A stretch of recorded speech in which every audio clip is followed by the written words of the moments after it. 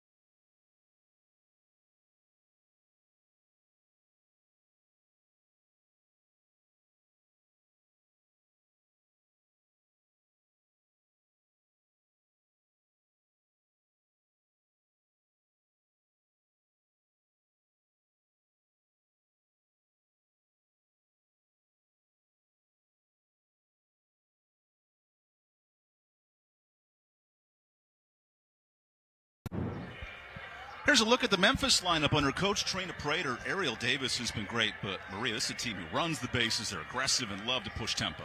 I just love how aggressive they are and how much pressure they put on opposing defenses, even if they don't hit the ball out of the park as much as they might want. That small ball, running the bases, just creating chaos is what's so fun about this Memphis Tigers team. Memphis will look to slow down one of the best pitchers in this conference, Arlette Hernandez. The stud freshman arm gets the ball in the circle for UTSA, and that's what makes this matchup neat, right? Mano-a-mano, Memphis' speed versus the impressive freshman year of Arlette. Well, Arlette just does so many things well in the circle, and I think what I like the most about her is the way that she's so confident and is taking this UTSA team on her back. She'll spin the ball a ton, and I think she's given the Roadrunners such an opportunity to compete in these matchups. And for more on this squad, here's Savannah Collins. Not like this team needed any more reason to be fired up coming into this conference tournament, but they had a special guest speaker this week. Legendary ESPN sportscaster Holly Rowe talked to the team. Head coach Van Studeman was working on a SEC story, if you're familiar and like watching those like me. But Holly just talked to them about the things that she feels like, hey, at this age and part of your life, here's what you should be worried about. Here's what you should not be focused on. Talked to them a lot about confidence and even said, guys, here's how I think you win 5 games in 4 days. I asked the team, did she have a plan? What did she say? They went, yeah, she told us exactly what to do. Take it game by game, gave us some notes. I said, man, I needed that pep talk too. I don't know about y'all. It's all about the vibes and the energy in these early games. Memphis met just over a month ago, and the Roadrunners, who got off to a 7-0 start in the league, but have struggled down the stretch, look to ride their freshman stud in the circle. And Arlette's first pitch to Ariel Davis, the speedster DP, and a Brandon, Mississippi misses inside. Ariel's a big little baby fan. She loves to rock and roll to the beat of her own drum. She's a juggler as well. Just a girl of many talents, not just a speedster on the bases. Watching this strike. I love that you hit us with the comeback so early in this game, Evan. It bodes well for how things are going to go as we progress here. Hey, Savannah was talking vibes. You got to feel the beat of your own drum sometimes. And a Memphis team, don't be fooled by the seed. They've won games in their last 3 series. Have been impressive in late April, early March, or early May, and that was the talking point of Trina Prater. Hey, we won a game in the tournament a year ago. We got to do better and find a way to keep advancing on this elimination Wednesday.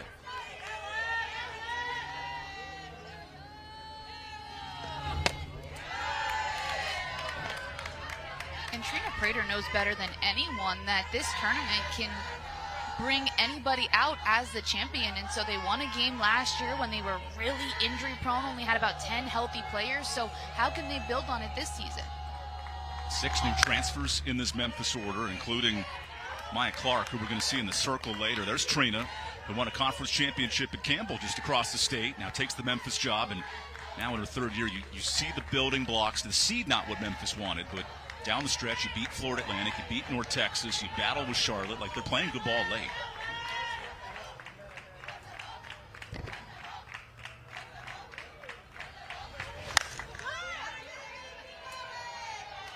Well, you'll talk a lot about peaking at the right time and building a program. And, you know, it's not that easy to just come in to a program that maybe's lost a lot in the last couple of years and just expect that you're going to win right away. And I think Trina Prater has done such a great job of starting to set the standard and build expectations of like, hey, this is what we can be.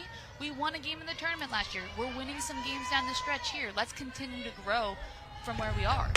As Barbie would say, be who you want to be, right? B-A-R-B-I-E, and this Memphis team's playing with that level of confidence.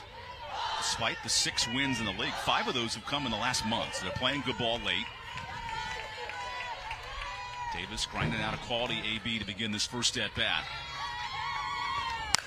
And ropes one back up the middle. That's a good start for the Tigers. The more pitches that you see, the better you get your timing down. And Ariel Davis working Arlette Hernandez deep in the count. And finally, Hernandez has to leave one over the plate. And Ariel Davis continuing to swing with aggression, pokes that right back up the middle for a leadoff single. And here's where Memphis can be dangerous. 67 steals as an offense. And Paris Bernesi is a good situational senior hitter, too. You'll see this all day from Trina Prater's order, the threat of the bunt every at-bat. And I love that Paris Bernesi in that 2-hole is a left-handed hitter, because that makes it really difficult for catchers to throw out base runners because she's so deep in the batter's box and she's on that left-handed side. There's a strike, working with her battery mate back there, and Meter. And again, that extra pressure, knowing they can bunt, knowing they can run, you're thinking about that as a defense, especially as an infield. And so it causes some defenses to rush throws, to maybe not keep their eye on the ball as it hits the ground. Now the bunt down. Hernandez to her left. Makes a nice play.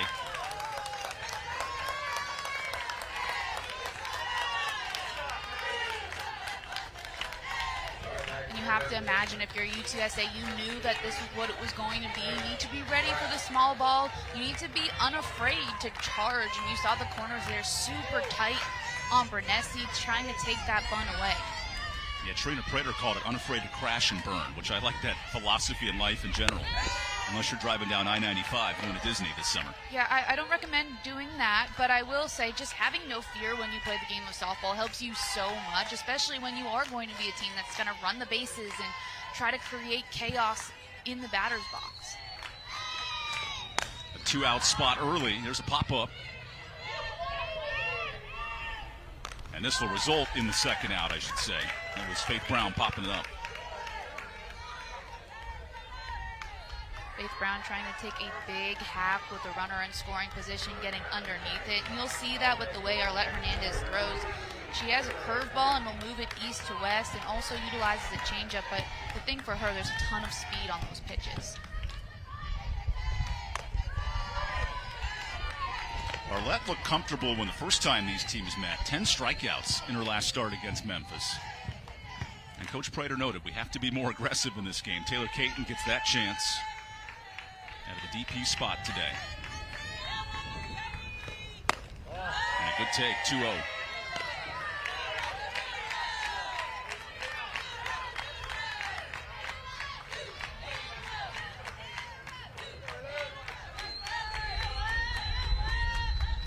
You hear the vibes of this Memphis dugout here early. And a 3-0 count from Hernandez. Well, that's something Trina Prater told us, that they're the best when they're playing loose. She said they'll bring their mini boom box with them for warm-ups and practices and just getting, again, the good vibes, getting on this level of flow and fun for the Tigers helps them when game time comes around.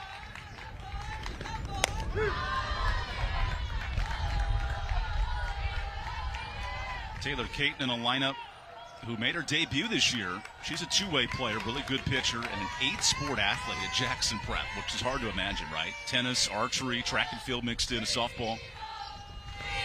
Just all the different disciplines, and 3-1 earns a walk. I think archery might be the coolest one on that list. As I say, that as a former softball player watching softball, but archery? That's so cool. And we are across the street from the track here at East Carolina. Right, so right. You could literally throw a javelin from right field and probably score something. Gives you a sense of everything that's happening this week. Now a 2-out chance for Neely Taylor.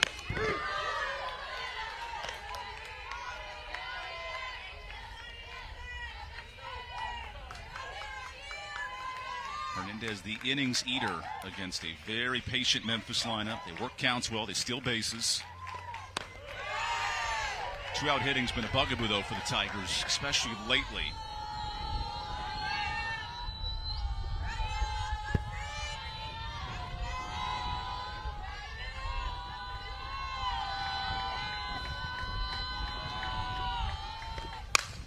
There's a blast towards left with a massive shift to clears her.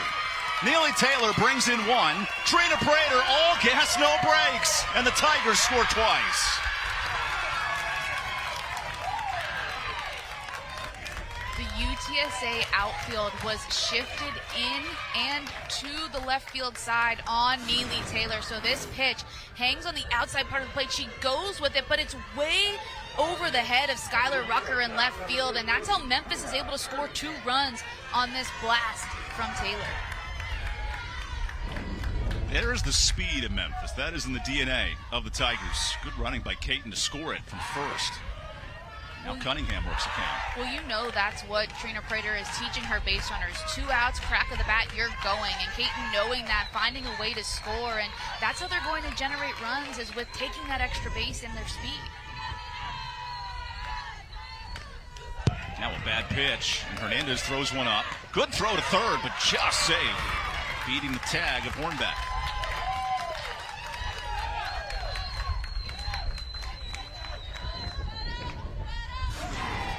We talked about the short backstops in that first game. A quick snap throw down to throw, but unable to get Taylor running from second to third. It was closer than I thought it was going to be. The more times I watch those, the less confident I am, right? Oh, 100%. When I saw it live, I was like, okay, she beat that throw. And then watching it back, I'm like, I don't know if she beat the throw, but the tag didn't get her in time.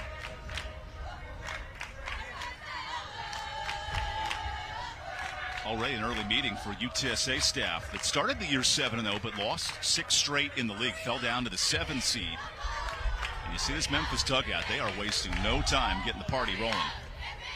Well, it's interesting in the way that these teams have intersected, because it looks like UTSA trended down a little bit, right? And Memphis is on the rise, and so they're meeting at a spot where when they were meeting earlier in the year, UTSA swept them because they were trending upwards. And so trying to figure out how to get that momentum back from earlier in the season is what the Roadrunners are trying to do, and Memphis is trying to kind of knock them when they're down.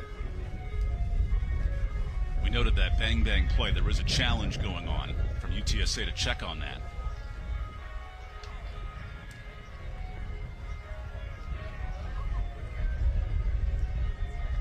When we first watched it live, we said, okay, I think she's definitely safe. And then we did see it again, and it looked closer than we first had thought.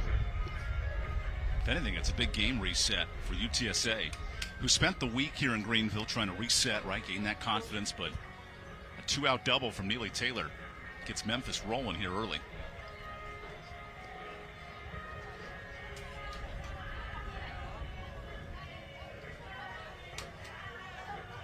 I like the aggressiveness from Memphis early, too, because you're trying to capitalize on what you've been doing well the last couple of games and shake the confidence of UTSA, who has struggled down the stretch. And I think the more pressure you put on with base running, with bunting, with trying to get those clutch situational hits, that will only build for you.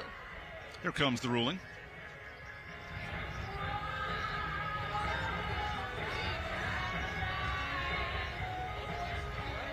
You know what? L for the broadcaster. I took the spoof from Joe Hamblin, who was standing there like he was ready to make a call. You know, there's not a lot of fakes in softball. There's an occasional fake throw, right? But we'll take one more look just for figuring this all out. From that angle, I think she's safe.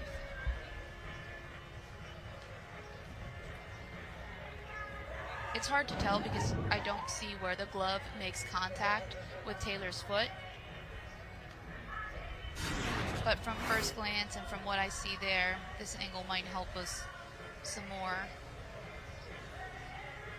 I still think she's safe. Yeah, based on that angle. Yeah, that her angle toe seems to hit the ground. Right. That angle is interesting. I'm still sticking with my safe. We'll have the Tribal Peace tracker this week. I was going to say, we'll have to keep a tally of how many I get right or wrong throughout the week. But again, Evan, that's why I'm here and not on the field.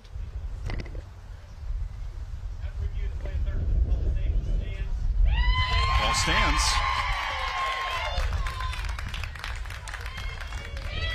One point for Tribal Peace on that one. Hey, 1 for 1. Time to walk out of the park and never come back with those numbers. Worth noting, there's an extra official looking at the call and then relaying it to the crew, so that's why you didn't see them leave the field there.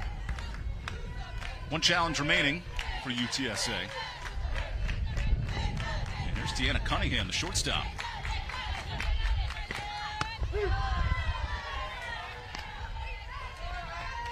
To what you noted earlier, though, it is a good reset for UTSA, right? Memphis pounding on the runs, attack, attack, attack. Now they can take a breath and reset.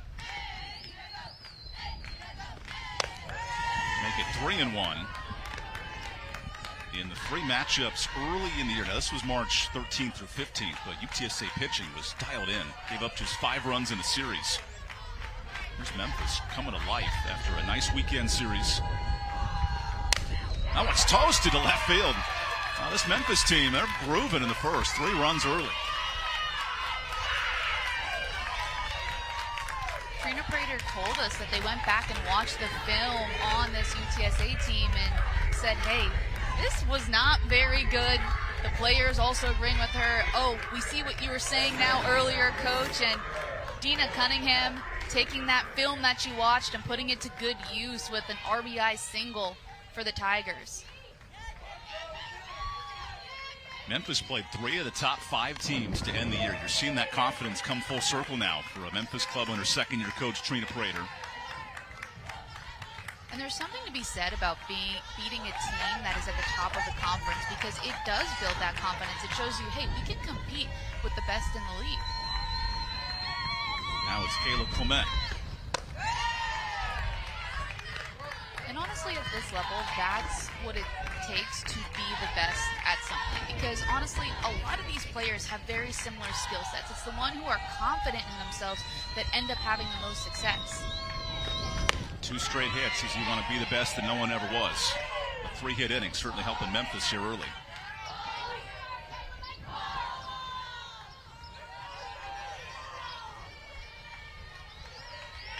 Non-stop dancing in that dugout, too. I know 3 runs helps, but that's fun.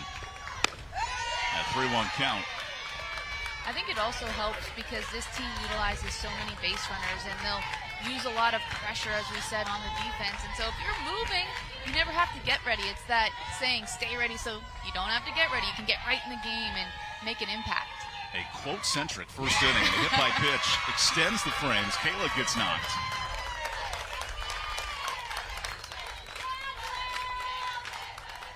And Arlette Hernandez has thrown the bulk of the innings for UTSA, and so if Memphis can knock her out of this game early, it's going to put the Roadrunners at a disadvantage because they haven't gone to their bullpen or have gone deep in their bullpen very much at all this year.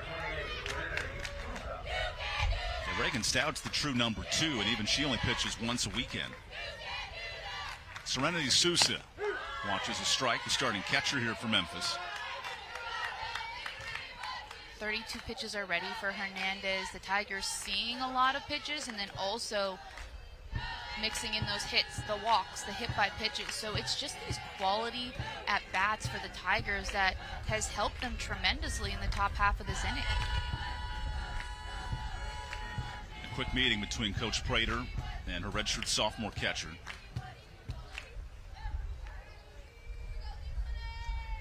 Good portal addition out of Utah State.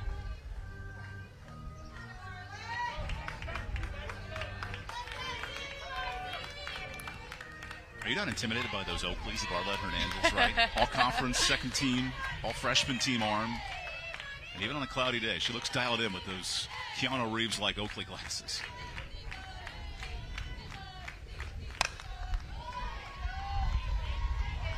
I think Oakley has just stepped up their game. Back when I played, it was those little tiny ones that barely covered your eyes. That was the style, and my sisters made fun of me relentlessly for those. And so now, the nice big sunglasses, as you said, bringing some intimidation.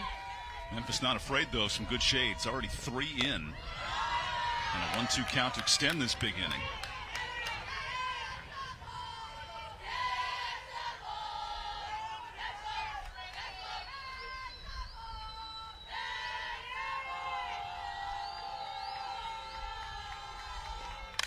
Another foul ball. Already 35 pitches for Arlette Hernandez. It's the hits, but it's also the longer at-bats, even the ones in which she gets out. These Memphis hitters are working deep within those counts. That's strike 3, and Hernandez finally gets a K to escape the inning. But big hitting here for Memphis. The Tigers doing a little bit of everything, poking runs across, using that speed. 3-0 Memphis here in Greenville.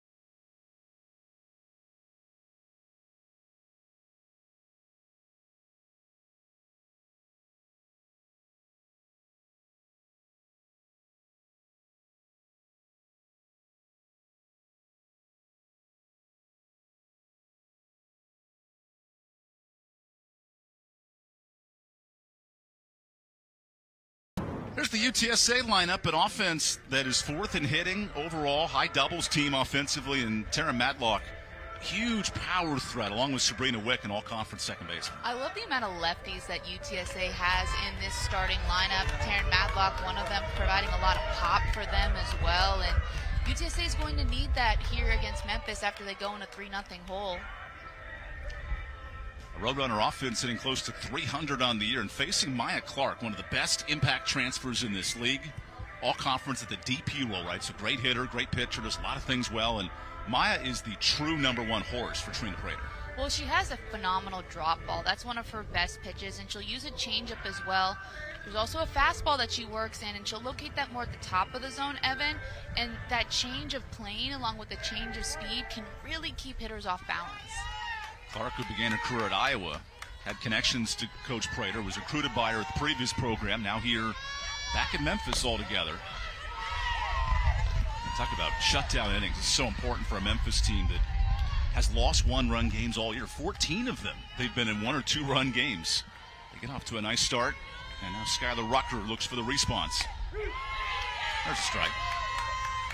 If you're Memphis in this situation, you want to continue to add on runs with every inning and then keep UTSA off the board. And if you're UTSA, work back an inning. There's a good start. Blue base hit for Skylar Rucker. And the Roadrunners on the board with their sophomore getting on base. If you're UTSA, you have to be thinking, look, there's 7 more times that we will get to step up to the plate. And so, yes, we go down 3-0, but we can work back at bat by at bat. And Skylar Rucker doing exactly what she needs to do with the leadoff single. Here's the hits leader for the Roadrunners. Sabrina, 68 and counting, putting Wick in some glorified air. Top 10 in single season hits for the Roadrunners. First team all conference as well. Just the kind of player you want in your dugout, too. There's a point that hits her in the box, so foul ball. Oop. I think Sousa heard the word a little bit late, stopped herself mid-throw. She saw her teammate over there at first base trying to avoid her. Definitely don't want to hit anyone. Looks like it's going to be a deep breath moment from Trina Prater saying, hey. Deep breaths, some laughs mixed in. Coach Aravalo, the pitching coach, also joined in the conversation.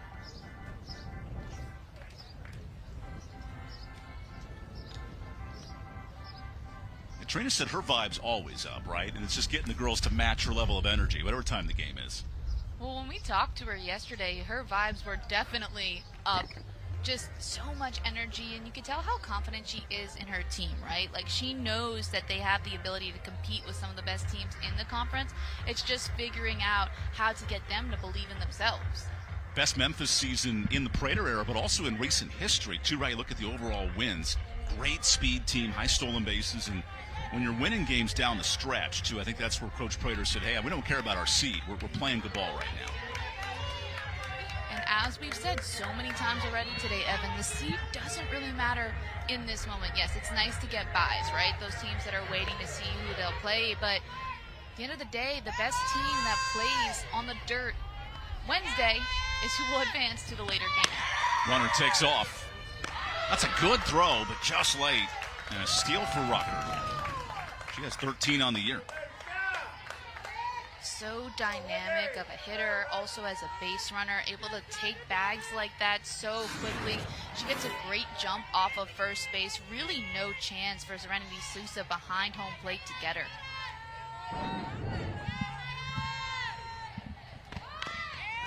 That bunt goes foul for Wick, who has goals of being a physical therapist and opening her own practice. The sophomore in the pre-PT major, wants to go into PA school as well. Very academically driven. After leading the team in hitting as a freshman a year ago.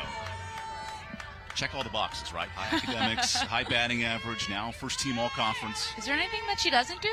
We'll find out here. Goes back up the middle. Good response from the Roadrunner leader. And Coach Studeman hits the brakes, but Wick keeps going. She's in the third. We're in the second now. UTSA beating Memphis at their own game with the base running and aggressive style of hitting. A leadoff single from Skylar Rucker, a steal, and then Sabrina Wick squares around to bump, pulls back, and slaps this hard up the middle.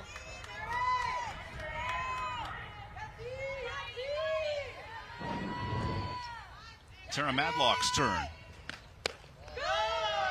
Here's the bid bopper in this lineup. One of 5 starters with an M last name, which I always love alliteration stuff like this. But Madlock's been pounding the ball, reach base safe on 8 straight, entering the tournament.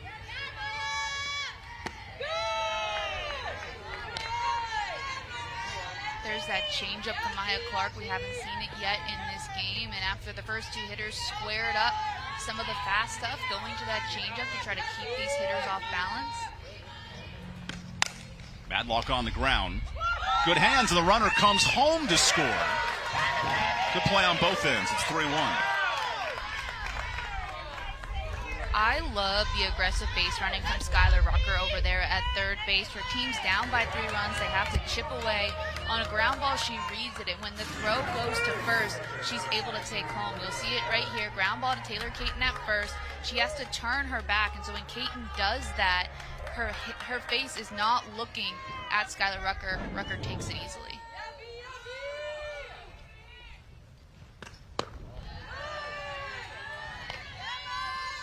So Brooklyn Metter, the freshman at Corpus Christi, has had a nice first year. Caught almost every game.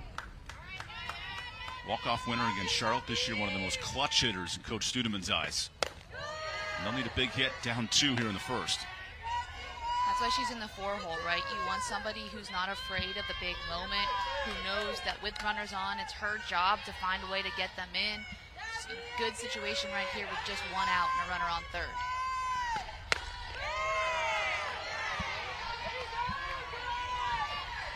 Three 3-0 now to Metter.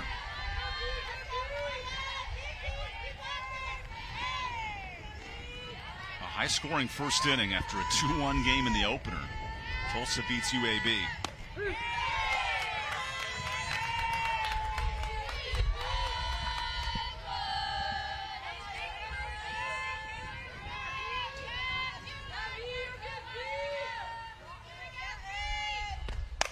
That is touched into right field. One of the clutch hitters in this Roadrunner lineup, Brooklyn Metter, does it again. UTSA has been able to score these runs back with just solid contact, Evan. Single, single, single to score all of these runs. Here's one from Brooklyn Metter going with that pitch. And you see Maya Clark leaving some of these pitches flat, and that's why UTSA able to square them up and get themselves back in this game. 6 combined hits in the inning, and here's Michaela Madrid.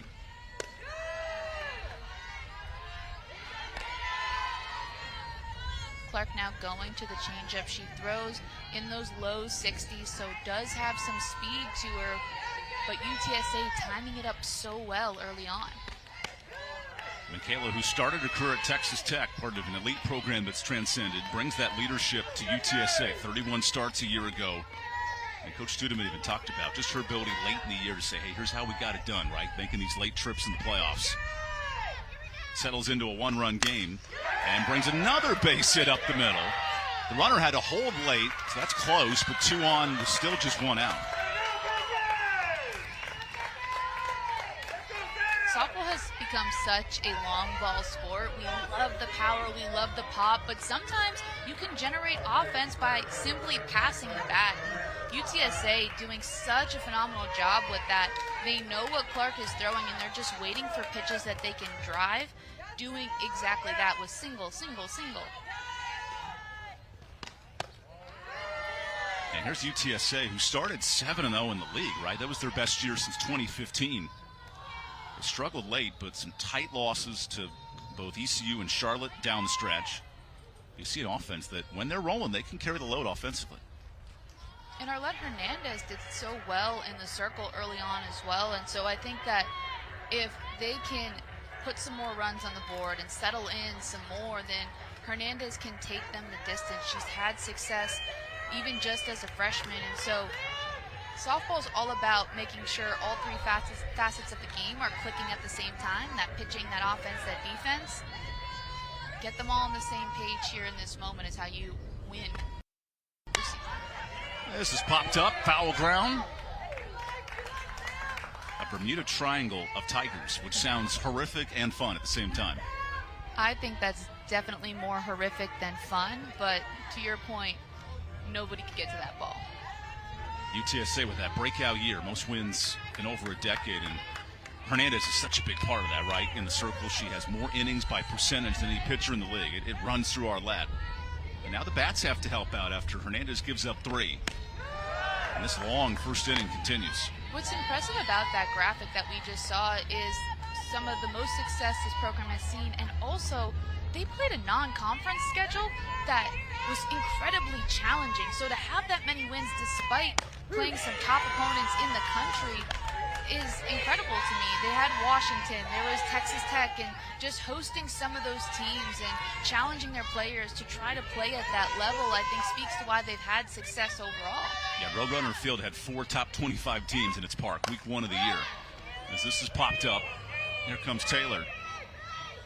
And that's part of the reason UTSA wasn't discouraged by the 1-6 start, right? You play 10 quad 1 games, which are top 25 opponents. And here they are being battle tested now in the tournament. And it was awesome because they brought in these quality opponents to not only just play, but to play each other in San Antonio. So to have that exposure from some of the best teams in the country, like a Nebraska, like a Washington, it is so awesome for the program as well.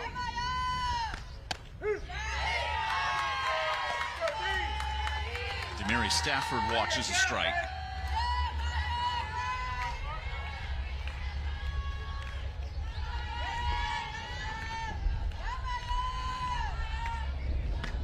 Quick work here from Maya Clark. Well, Maya Clark's pounded the zone this entire inning, and I think that might be why she's given up some hits. She might be pounding the zone too much, right? Leaving it too much over the plate. She's not going to walk anybody, though. Trying to keep it tight. Now the freshman got hit on the elbow there, so the bases are loaded here for UTSA. That might have been the reverse broadcaster's jinx, where I'm saying how she's been pounding the strike zone, and then Maya Clark hits a batter. Trina Prater confirming. We'll take a look. Oh yeah, on that knee down there. I'm wondering if she's thinking that Stafford leaned into it, but from that angle it looks like she was maybe activating her lower half, right? Getting into that swing, just an active take. Trina asking for all the umpires to confirm this, with Kevin Condor leading our crew.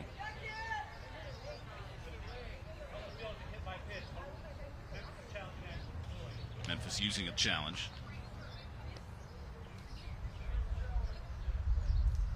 When we watched it back at first, it did look like she got hit in that back leg, but I think the question may be, not only did she get hit, but did she lean into it?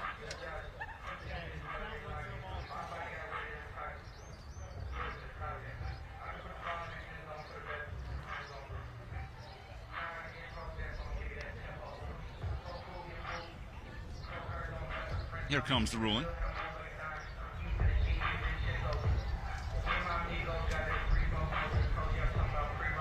Ruling on the field of hit by pitch has been confirmed.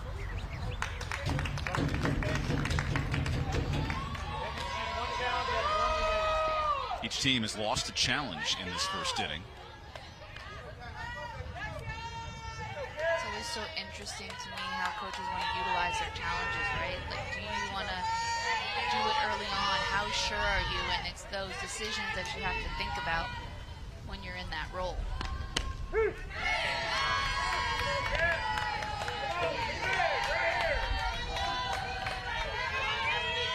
Clark's worked ahead, but here she comes nearing 30 pitches in this first inning. Now Reyes watches that one up. Such a delicate balance, right? You don't want to get behind the hitters because then they can capitalize on your mistakes, but you also don't want to leave it too much over the heart of the plate because hitters will capitalize on that as well. The 2-year starting shortstop. Really good junior college commit from McLennan. And you see the rest of this lineup coming up. Madison Hornback watching her teammate. Tia Reyes getting after it. Gets a piece there. It's a good aggressive cut from Reyes. Bases loaded, 2 outs. You're down by a run, trying to get your team back in this game, trying to take the lead here for the first time of this game. It's hard to believe it's only the first inning with so much happening in a short amount of time. 7 hits, 2 challenges, and a lot of fun in the first inning. It ends right there on the Maya Clark backwards K. UTSA, though, gets a couple of their own here through 1.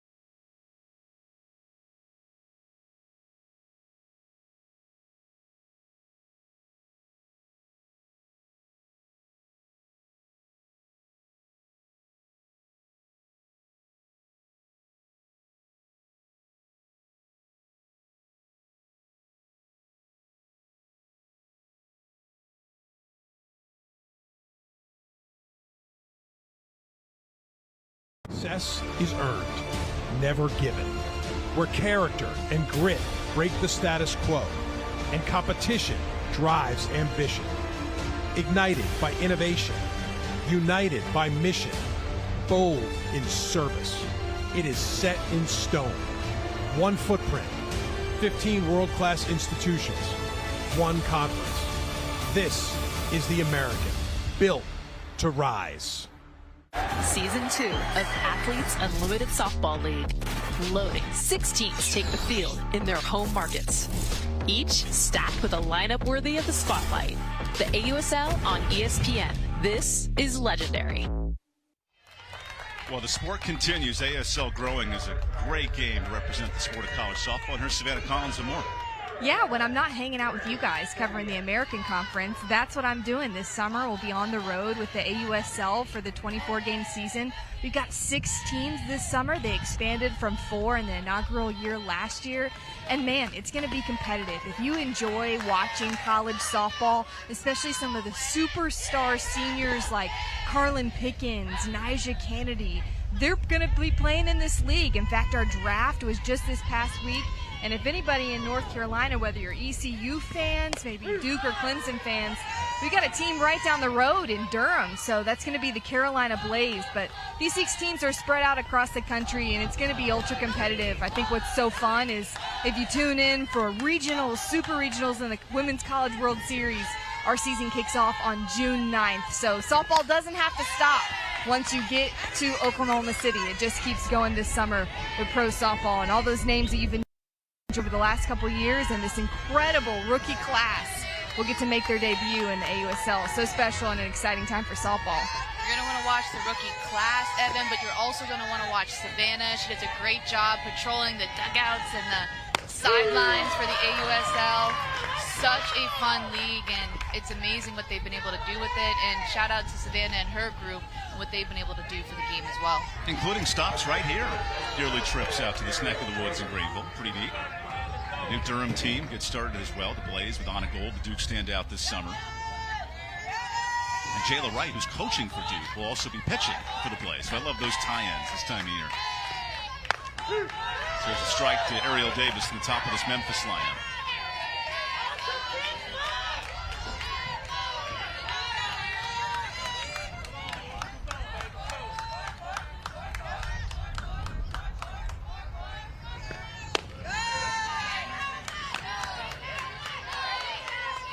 Arlette Hernandez looking more like herself against that first batter, getting the strikeout, now coming back with a 1-1 count here to Ariel Davis. There's the version of Hernandez that was pitching at all conference level, right? All freshman team, just dialed it up when she needed it. Second team all league. You have to think the 2 runs her team puts up in the bottom half gives her some confidence now when she steps back in the circle.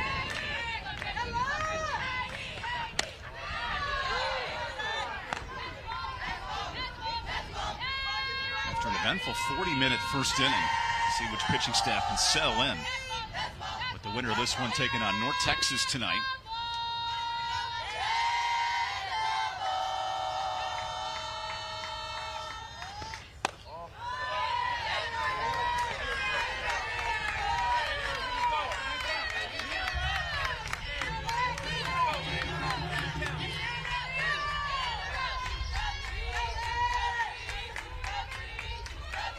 The ever-energetic Memphis dugout. They were challenged by Coach Prater to keep the juice high all week. 3-run first certainly helps, and now Davis fights one off, or pardon me, Bernessi's turn. No, it is Davis. One of those studs is up at the plate. I know it's Davis. Listen, it's already game 2, Evan. There's a lot of names here.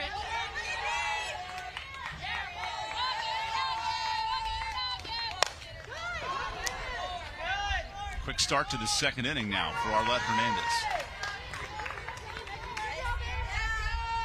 Softball's all about responses, right? And so UTSA goes down 3-0 in the top of the first inning. They respond by scoring 2 runs, and now Arlette Hernandez is challenging herself to respond as well. What can you do differently this second time through the lineup to try to throw these Memphis hitters off? And really good job getting the first 2 outs at the top of the second.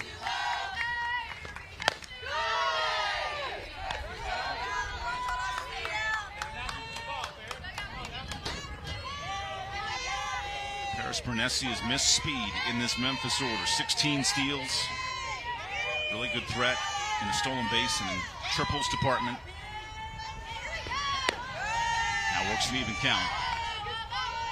So she's so great in the 2-hole because she has that speed, and so going to generate some steals. She would get on here. You can try to steal her to get her into scoring position. A great tool for the Tigers in this lineup. Product of Stockholm, Sweden, second international player in program history. The other was from Australia, Ellen Roberts, back in 2011. So this generation of super seniors played everywhere and has stepped up in her last year at Memphis.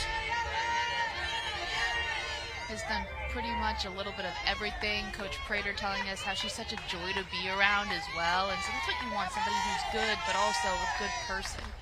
It was down looking, though, and Arlette Hernandez cruises through the second. 1-run game as we're through an inning and a half.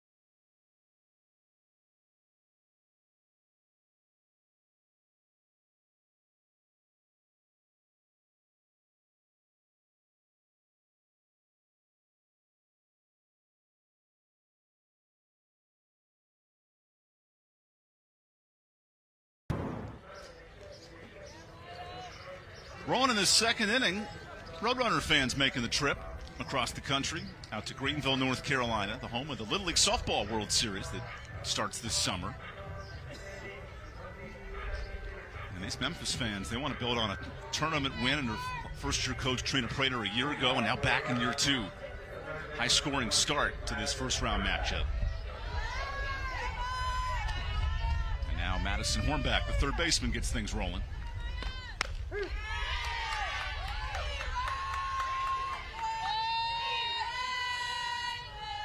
Maddie Hornback, who's a stud defensively, right? She gives up no bunt singles on defense. Coach Studeman was talking about her epic plays at third, and now the bat is got to get going here after a nice 4-hit first inning. And you need somebody like that at third base when you're playing a Memphis team who bunts a lot, who runs the bases well. As somebody who bunted a lot as a player, when I would see that third baseman in my face, it made me think twice about whether or not I was going to square. And so just having that fearlessness at the hot corner to charge and try to scare those left-handed slappers or bunters away from doing what they do best is huge. That's what's on Davis's mind. Hornback, who helped her junior college team a year ago reach the JUCO National Championships. They finished second overall. Here's Davis on the hot shot. Wonder what? I think there's an element to that in recruiting too, right? You want kids who played for national titles. And both these staffs have talked about grinding to the junior college level and finding the right fit. I think the hardest part about college softball, no matter what level you are at, is finding ways to win and finding players who know how to win. Because as we mentioned earlier, a lot of the skill sets are similar when you get to the Division I level. It's who has that extra motor, that extra gear, that when things are really tough, you can dig deep and find that and win games. This is a single elimination tournament, so a lot of win and move on kind of days, and there's a knock for Rucker, getting her job done. 2 hits today for Skylar. Skylar Rucker is dialed in at the plate right now. You can see it in her eyes, the way that she's approaching every at-bat. She's looking for a particular pitch and wasting no time in taking good hats. 9th multi-hit game of the year for Skylar. Part of an offense in that 7-0 start that were bopping the ball around the yard and beating opponents that way. Good catch it short, though, for a second out.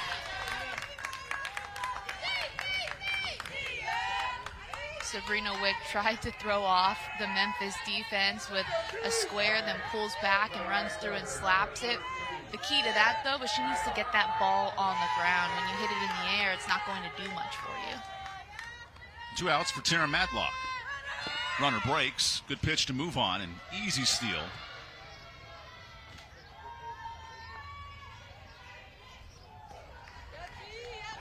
Rucker reads the ball so well. We saw her steal earlier in this game and then doing it again with just so much speed.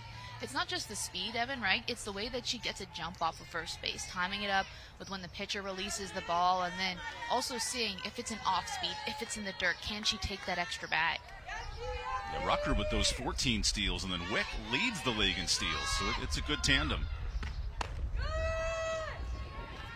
And it's so big in a situation like this, right? Because now you go from having 2 outs and a runner on first to 2 outs and a runner in scoring position. So a single from Sabrina Wick now has the potential to score a run. Here's the 2-0. Right back to Maya Clark, the all-conference DP who takes care of it. A clean inning in the second. We'll roll right along to the third.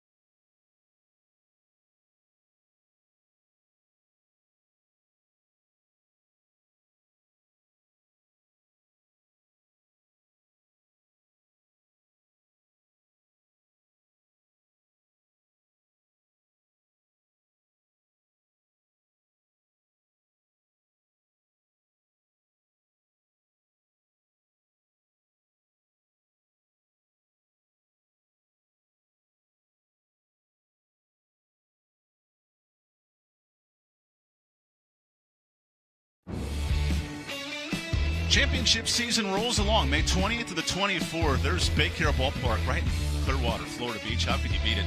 Games on ESPN Plus and the Champ Game on ESPN News. American.org to check out that tournament. It's wide open right now in the American. 3 teams projected into the NCAAs, but in the new format, getting top 2 is so vital. Earn those buys, similar to how we have in this softball championship. If you do well in the regular season, you're rewarded for that. Here on the campus of East Carolina, Max R. Joyner Family Stadium. Top seeds await Thursday and Friday, but here we're in the play-in round. Opening round action. Tulsa beats UAB. Here's the second game of the day. And Faith Brown, who does a lot of things well all over the field for Memphis. Works a good count. I like that changeup on the first pitch from Arlette Hernandez, switching it up the second time she's seeing these Memphis hitters. Brown, a big pop-up as that sun starts to peek through now. Easy play. 2 at-bats for Faith Brown and 2 pop-ups. You can tell she's trying to elevate this ball out of the park. She has so much power in her swing, but just getting underneath the spinning pitch of Arlette Hernandez. And that's holding Faith Brown, who's top 10 in batting average, triples, and slugging in the league. That's good at-bats if you're Arlette Hernandez. The challenge is getting the rest in this lineup, though. A big 3-run first for Memphis.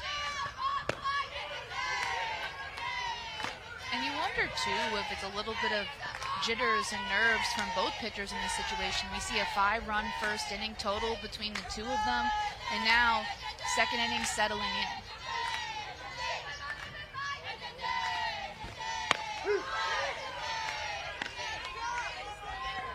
It was a 35-pitch first inning for Arlette. She's dialed in since. Retired 4 in a row. Has work cut out for her with Taylor Caton, who walked and scored last time up.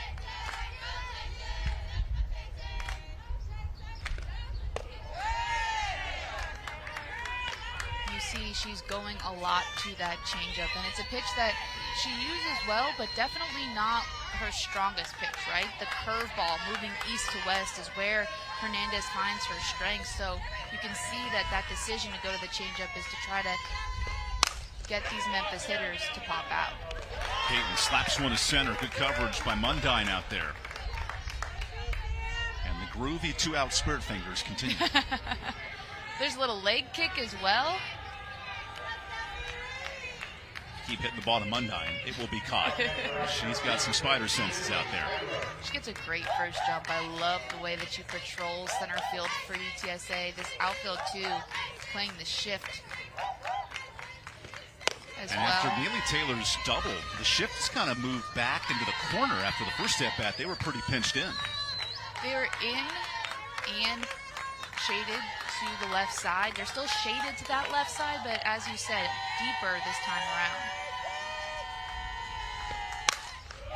And they beat the shift with a nice swing. Neely Taylor, her second hit. You see a lot of 5-woman infields now in college softball. You might have to pepper the outfield to guard Neely Taylor. Well, I love that she doesn't try to beat the shift and pull it to the right side, right? Because that's exactly what UTSA wants her to do. When they move those outfielders over there, they're then going to have Arlette Hernandez throw it to that side of the plate to make sure that Taylor's hitting it to the left side. And so if Taylor tries to pull it, she's going to get herself out. You mentioned more of those changeups from Hernandez today. It's been a little hit or miss. Here's Dina Cunningham, who keeps this group loose and fun. And if you want a player to make the infield strong, Coach Prater was so high on Dina out there.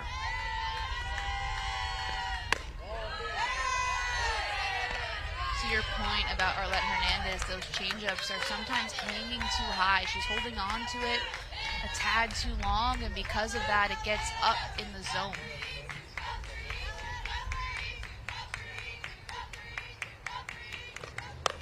She left one up to Dina Cunningham, who roped a single, made it 3-0 early in this one. It's that flip change, right? So it's coming off the backhand side, and because of that, if your hand's not fully rotated, that's when it flutters up high, and you don't want to leave a changeup too high because the batter can reset easier on it. There's a full pitch walk to extend this one.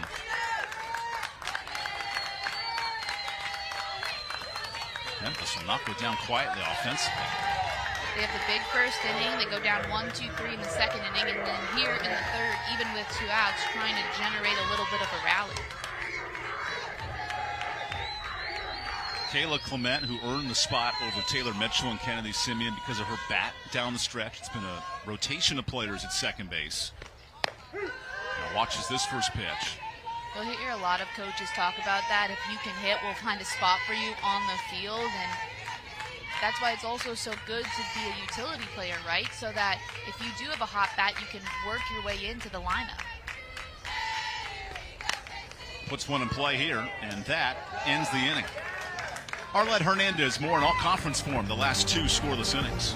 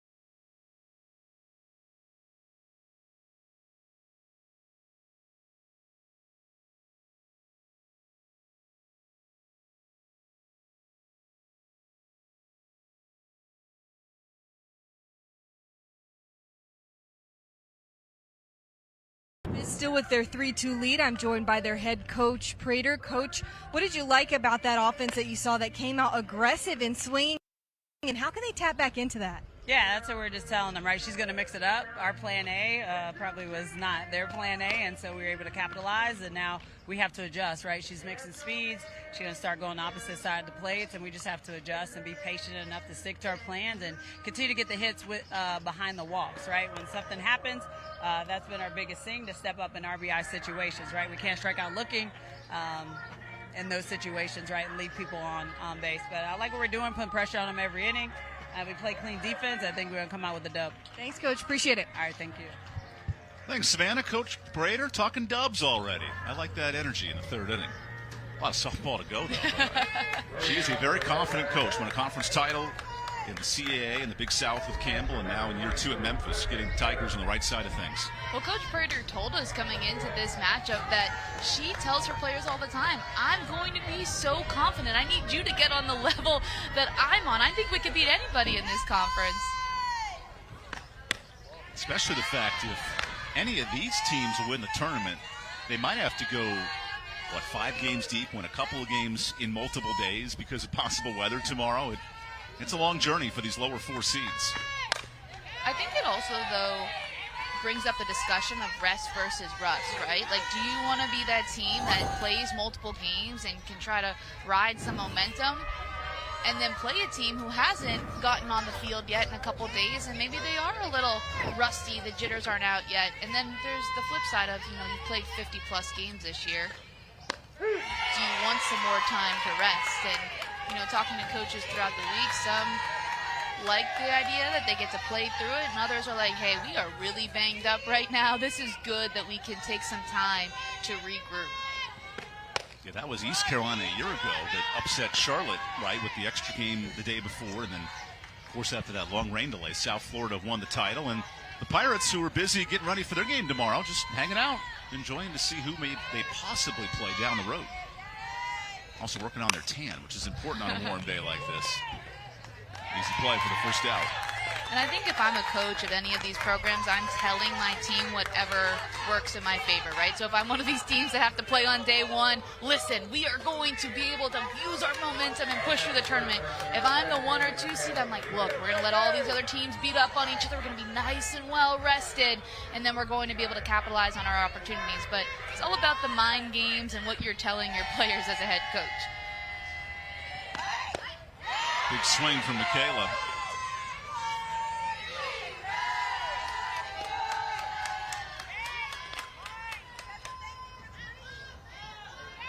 starting catcher a year ago, now made the transition to first. Still a powerful bat with those 8 doubles. That one sneaks away from Sousa.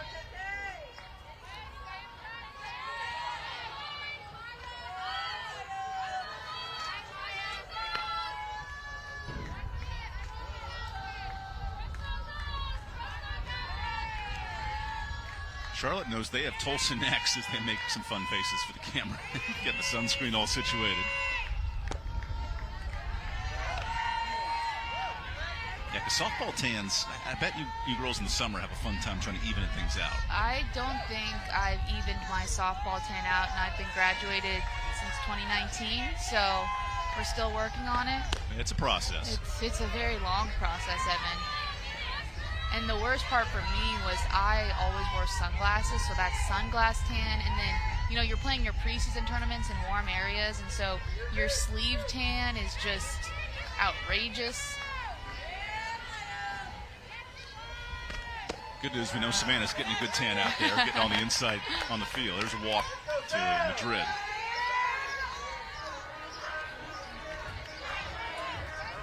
When I was younger in travel ball, we had those racerback uniforms, so your shoulders were completely fried, and then the tan lines were just horrible if you ever wanted to wear a different kind of tank top.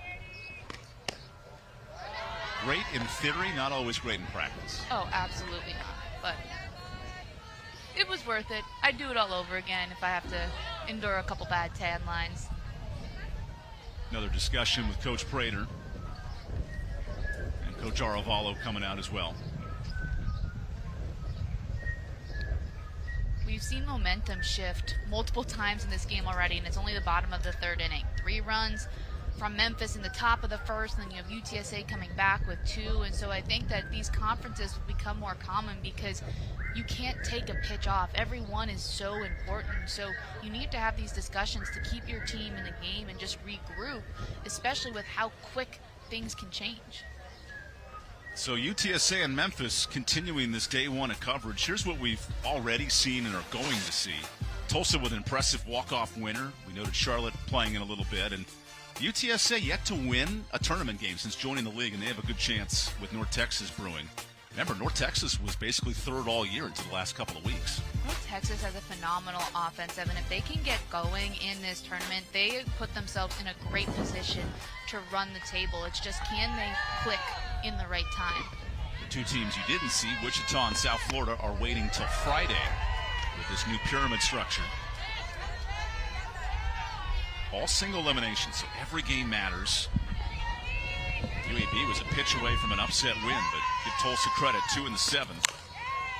And there's a base hit. Nice work from Mundine.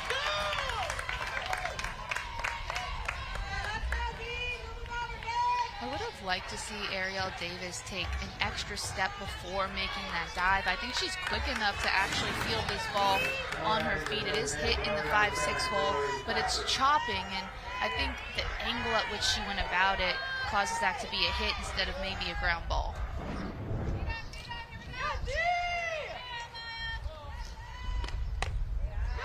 And Stafford takes one up.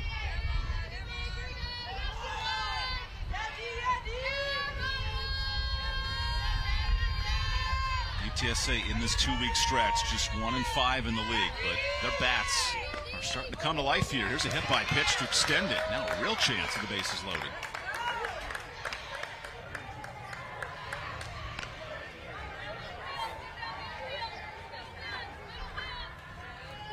We've seen a few hit by pitches in this game and some in game 1 as well. This one getting away from Maya Davis, going to what looks like a curveball that trails upwards. Knocks Stafford on the arm. Reyes takes outside. The infield in for Memphis. And Trina Prater ready to make a change.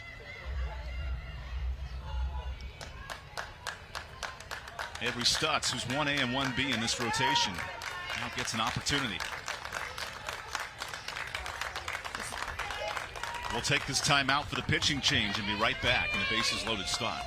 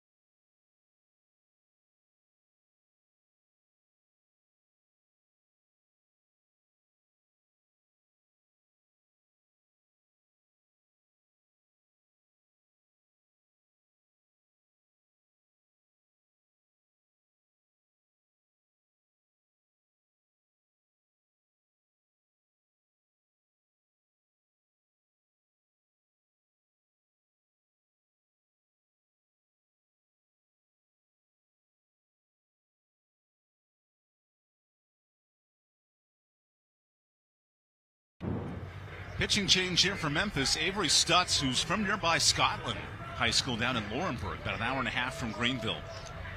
Looked to get out of a tight jam. Pitcher of the week in late April. Avery's got some good stuff and really tested this bases loaded spot. The freshman coming in a big moment. She's going to work the ball east to west, and she does have a rise and a screw. They're trying to work more of a backdoor curve because that regular curve has been getting hit out of the park a lot more, and Trina Prater's not too happy about that. So utilizing some of her other pitches is what will be key for Avery Stutz.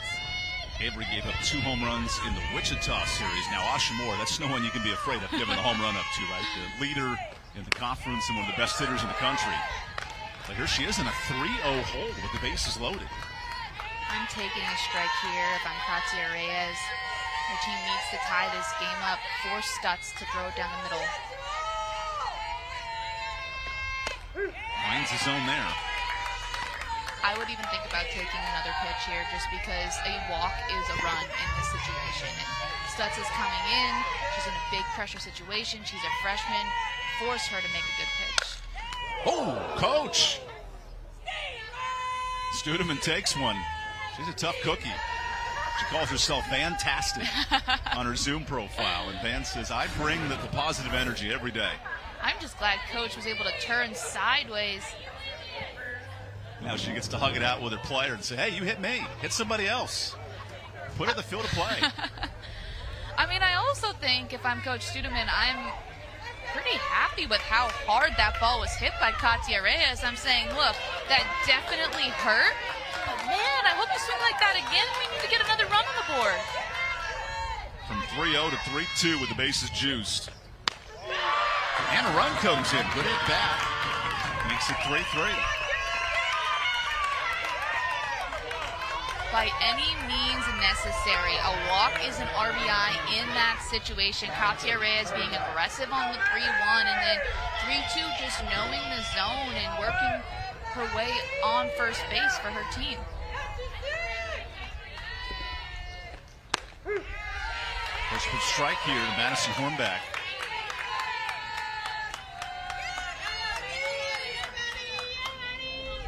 Van Studeman that grew up countless hours at Papa Joe's Pizza, her hometown, right? She was working in the kitchen, learning the craft. Now third year, building UTSA. We noticed some of the big home games they've hosted, right? The ability to flip the culture. They fall behind 3-0, and this group just keeps slicing and dicing away. That's close. And I think when you talk to Van Studeman, you see how much she cares about these young women and how much she cares also about this UTSA program. You see the way that she's challenged them early in the season. She wants this Roadrunners team to grow.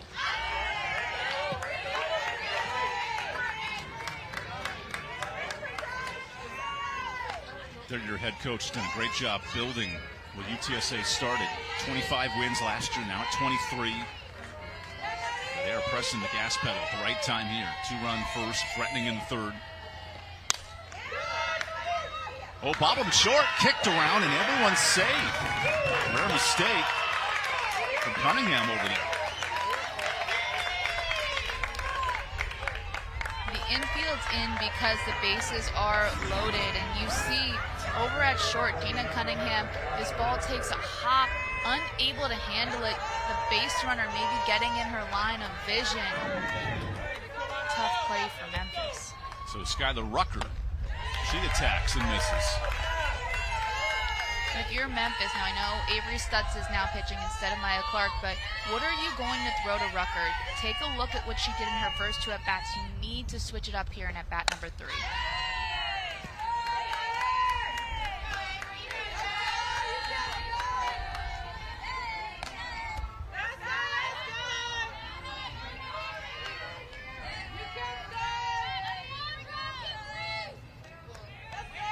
So 0-2.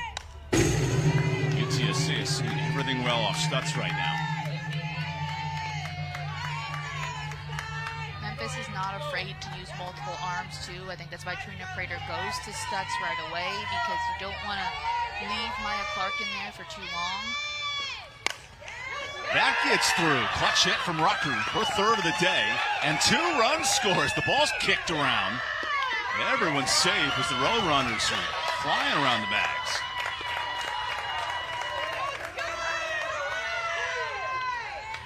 Skylar Rucker is just so consistent. She never tries to do too much with any pitch and just really embodies that leadoff hitter role. 2 singles coming into this at bat, bases loaded, doesn't do too much with that one either, just grounds it in the 3-4 hole to push across 2 runs for UTSA.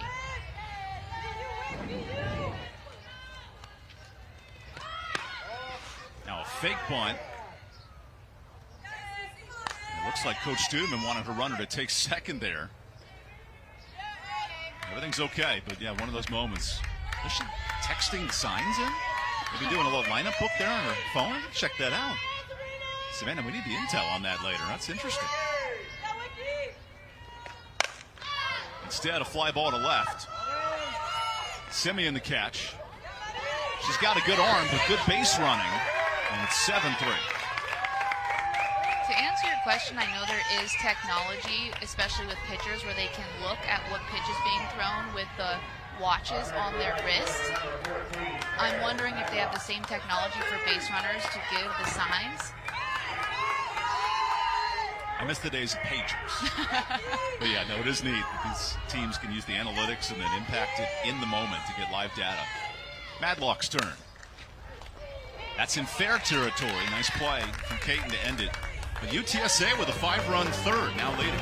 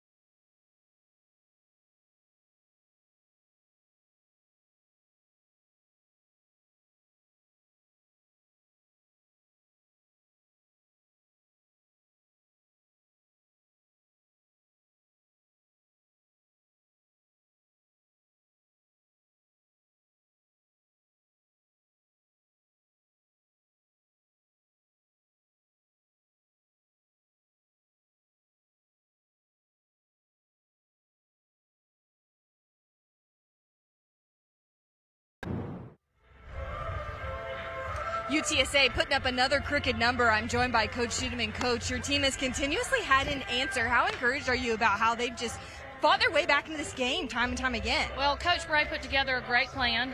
We knew they have a bunch of arms in and out, so that's always tough to prepare for. And I love how the girls are responding to the plan and just fighting gritty. That's what it is at the postseason, gritty. I think you could say the same for Arlette today. Got a little bit banged up, but has really settled in. What have you liked about the confidence she has in herself to continue to control this game?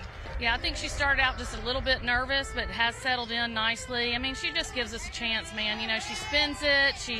Everybody believes in her. We love her out there, and excited for her to have this opportunity as a freshman. Okay, and I got to ask, foul ball that got you, is it going to leave a mark? Have a mark. I hate to hear that. Thanks, Coach. Birds up. Well, Van, it's going to feel better if the UTSA team holds on and gets a win in the tournament. That'll help. I do think that one is going to leave a mark. Watching it live, I was a little concerned for Coach Studeman in that moment. Randy Sousa gets things started for Memphis, and Arlette Hernandez, who's the strikeout queen now of the conference. Difficult first inning, but has settled in since. And for the first time all day, sported to a lead.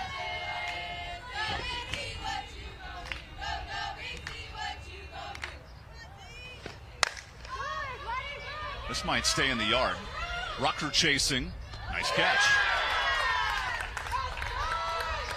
The Roadrunners spent the week in Greenville. They played last weekend, lost all 3 games trailing, had a few days to hit the refresh, and now playing some good defense here.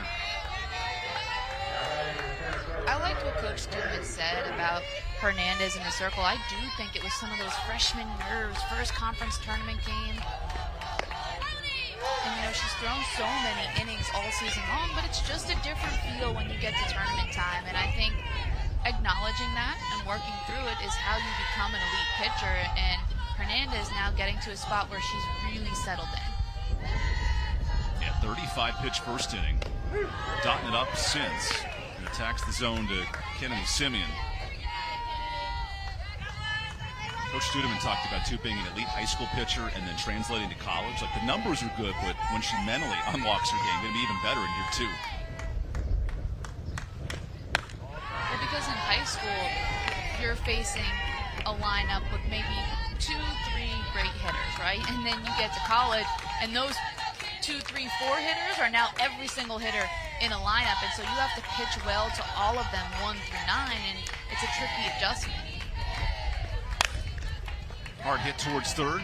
Hornback helping out her freshman ace.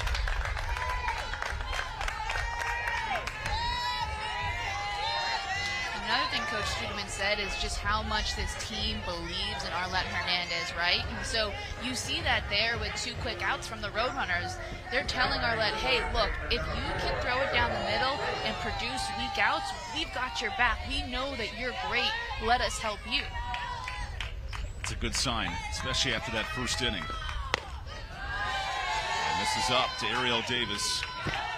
But I think the way the offense responded for UTSA also exemplifies how much they believe in Arlette and how much they want to help her. They're saying, hey, you gave up 3 runs, no worries. We're going to get you right back in this with 2 more on our end.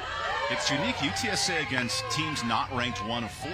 They're 11-5, right? Exactly. But the record's reversed against the teams that are in the top 4. So against these type of programs, you're seeing the best of what the Roadrunners can do, and they're off to a 4-run lead. There's a 2-out knock. Davis punches one through. Ariel Davis has been seeing the ball well all day today. Just hard contact. Again, not trying to elevate it or put it out of the park, just finding a way to get on base. And I think that's how you can generate runs against somebody like Arlette Hernandez, who does strike a lot of people out. Don't try to swing it out of the park. And I love Trina Prater saying, I challenged her to hit 5 home runs, and Ariel was like, seriously? Me? And she said, yeah, you need to go for it. Ends up hitting 7, and now is an all-conference type player at the top of this lineup. She has the potential to have the power, right? And she also has the ability to do what she just did with that single. But I think sometimes as players, they don't realize the potential that they actually have. And it takes a coach like Trina Prater to say, hey, I believe in you. Let's make this happen. That's why Davis is the run, hit, double, home run, and total base leader, right? All this breakout stuff as a redshirt sophomore. Even setting the goal higher than what she set herself, which I love those stories. You have to give credit to Davis herself of rising to that challenge. So Bernesi gets a 2-out spot. Coach Prater telling us too about Ariel Davis, just the way that she works, right? And she's finally seeing the fruits of her labors because Coach poured into her and Ariel pours into herself. And when you have that combination, then you see the success that Davis is seeing. 2-0. It goes back to, and Coach Prater noted, be better than the other team's catcher, right? If you're the catcher, be better than the other team's pitcher. Like, win that individual battle. Don't worry about seed and record and who you are, but play better than somebody else that day in your one spot, and the whole team can win that way. Because the vibes are never low with the Trina Prater-led Memphis program. Now it's 3-2. I think my favorite thing that she said was when she gets on her players and says, hey, she tucked her shirt in better than you. Are you going to let her beat you like that? In just little moments to try to get under her players' skin to push them to a higher level. I'm like, no, Coach, I can tuck my shirt in better. Highly competitive dugout. You love to hear it. As Hernandez gives up weak contact, and Reyes gets out of the inning. UTSA sporting a 4-run lead as we go to the bottom half.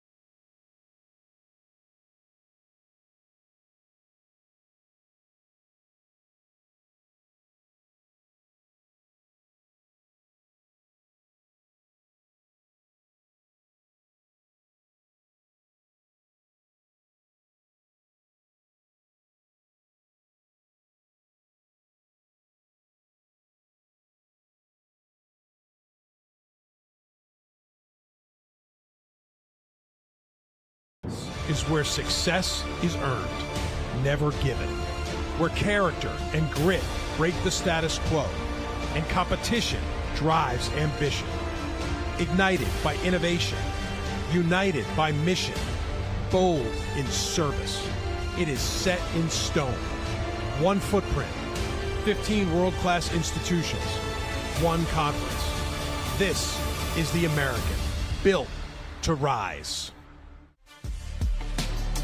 Fun time of year. ESPN is your home for the Women's College World Series. All beginning May 28th. ESPN, ABC, ESPN2. It's a loaded slate. Now we begin the best time of the year, the month leading up to the College World Series. Here at the home of the American Conference Tournament. UTSA and Memphis in this first round action. Right now, if you entered the week, South Florida would be projected in, Wichita State on the bubble, and many others trying to crash that party and win the overall ticket. That'll be handed out Saturday on ESPN2. Worth noting, though, in the American, last 4 years, the one seed has not won the title, so you can't just pencil in Wichita or South Florida, who tied for first right away. There's so much parity. We've seen it within this conference throughout the regular season. Different teams stepping into that first place spot, fighting for that first place spot. That is roped down the line and wicked bounce. Nice start for Brooklyn Metter. And that's an easy double to begin the fourth.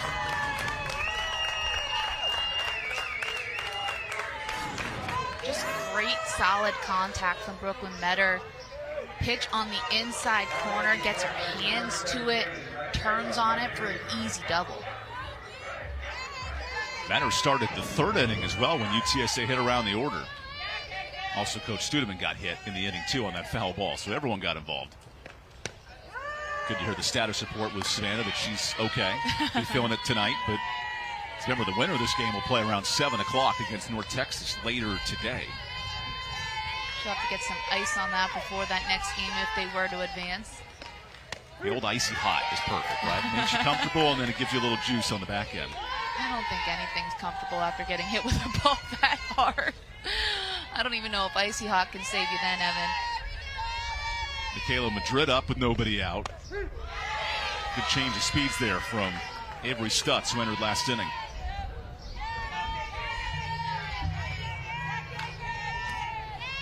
UTSA rolled in the regular season, a run rule win and 2 convincing victories along with it. But Memphis coming out firing with a 3-run first, all road runners since. Well, Coach Prater making the point, their plan A was different than what UTSA's plan A was or thought it would be, and so that's why they're able to capitalize early. But the Roadrunners making some adjustments here to take the lead in this game. And here's Savannah with more. Well, I heard you guys talking about Coach's device that she uses when she's over on third base. That's actually called a go route, not a phone, she said, because that's illegal. But she said what it does allow her to do is communicate with the players, not only on defense, like with pitch calling, but they use it on offense in particular when it comes to base running, knowing what's on for the offense throughout the game. So that's how she uses that as a part of when they're hitting. I love that. I think that, you see it so much with pitching, and that's what most people think about. But the fact that they can utilize it offensively just keeps everybody aligned and on the same page of what they're trying to execute. And a day of sign stealing, that eliminates so many different factors. I like that technology. There's a slow roller that gets the job done, moving Metter up to third. Well, that was such a part of the gamesmanship of this sport for so long, is trying to figure out, okay, what's the sign for the changeup? How are they tipping it? How can you pick it? And now you eliminate so much of that, so you have to be that much better as a team without that advantage of trying to steal and pick pitches. Samantha Mundine, who's been one of the best hitters in this league, heading with women in scoring position this year. Now, those 27 RBI, you see the number. Third of the time, she cashes them in. And already has singled and scored last inning. This might not be deep enough, though. Cunningham's right there, 2 away. Avery Stutz settling in a little bit more this inning, gives the leadoff double up to Brooklyn Metter, but then comes back, spinning that ball, using that curve to get some upspin on it as well, and creating 2 pop-outs.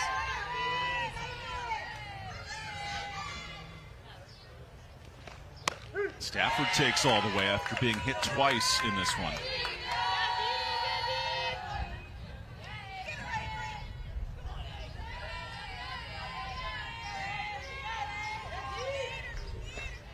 Freshman UTSA would love to unlock this time of year. Ended the season a bit quiet by her standards, but got the starts in the last 3 games against ECU. 2 hits in that weekend. And 2 quality at-bats here today. Fights that off, 1 and 2.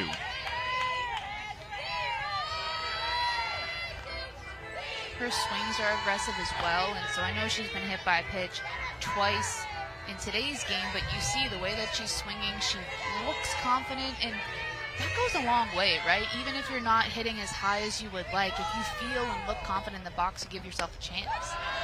And her biggest swing was a bases-clearing double against South Florida, and that fueled a nice win for UTSA, their lone win against the top-ranked team. Those kind of singular moments that can boost a freshman's career. Now in this 2-out spot, works a full count.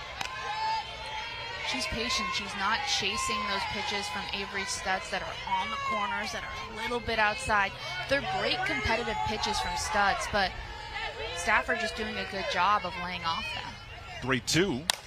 Demary gets a piece.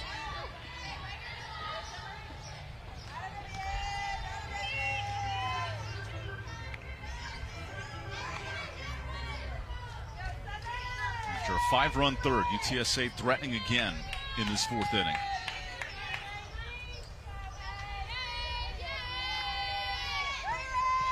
Stutz is 3-2. He's left up. Here comes Bernesi.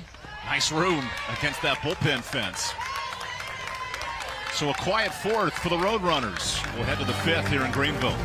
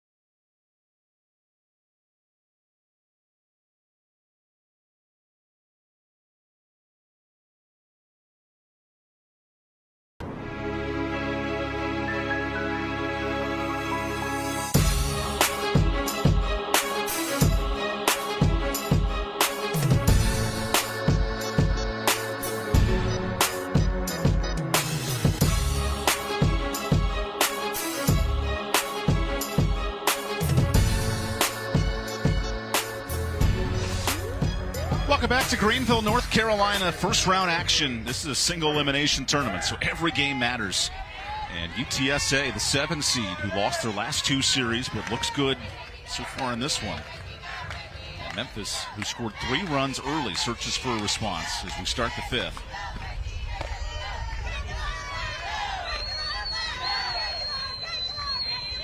A Memphis team had picked up a nice win over Florida Atlantic a week ago, and that's what Coach Clark was worried for FAU. Hey, they would knock us out of the top 4, but they got some help and maintained the tiebreaker over Charlotte. This ball's roped down the line with foul. That's why the regular season is so important as well, especially in a format like this, because you're fighting for those buys, and especially at this point of the year, it's helpful to have them because your team is a little beat up by playing for so many months and so many games, and You want the regular season to matter because it will translate into the postseason as to where you're seated. Here's a high pop-up. And there's one away. So Faith Brown, 3 big swings and 3 outs to start this. She's taking good hats, but she's underneath it every single time. And you have to give credit to Arlette Hernandez to finding that weakness in her swing to make sure that she's just missing it. Because if those balls get squared up with the force that Faith Brown has behind her swing, that ball's going out of the park.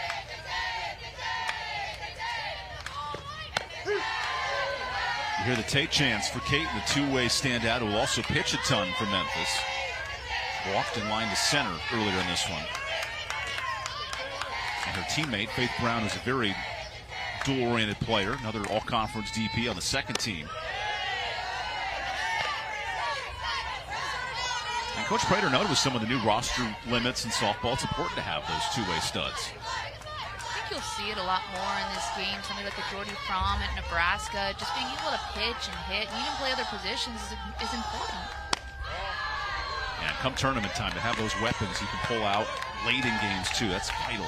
And it's also really helpful because you can manipulate that flex in DP and you can move people around without taking them out of the game or creating substitutions.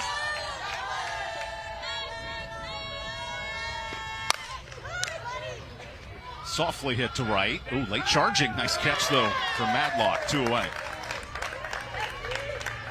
Those are those pop outs as a coach. You're just holding your breath and you're hoping that somebody takes command either in the outfield or in the middle infield to come up with the catch, but Madlock doing what she should have done. That's her ball. Being vocal, coming up with the catch. Outfield priority sounds great until you do it in real life, right? You have to run last second to catch it, but it all works. As Neely Taylor takes one down. I've been scarred too many times on those in-betweeners that have fallen in front of me that by the time I was a senior, listen, I'm taking everything. I'll catch a ball in the dirt as if it means I'm not getting yelled at.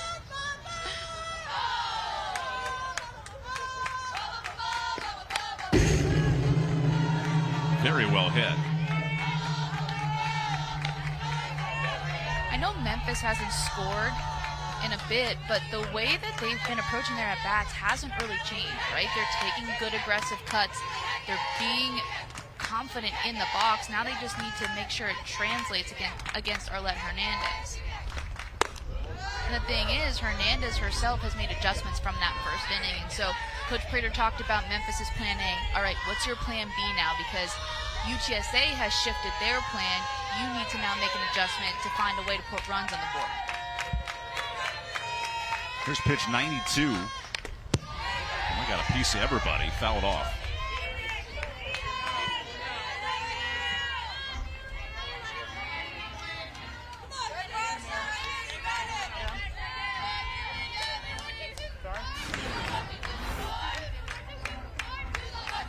Rise ball. 1, 2, 3.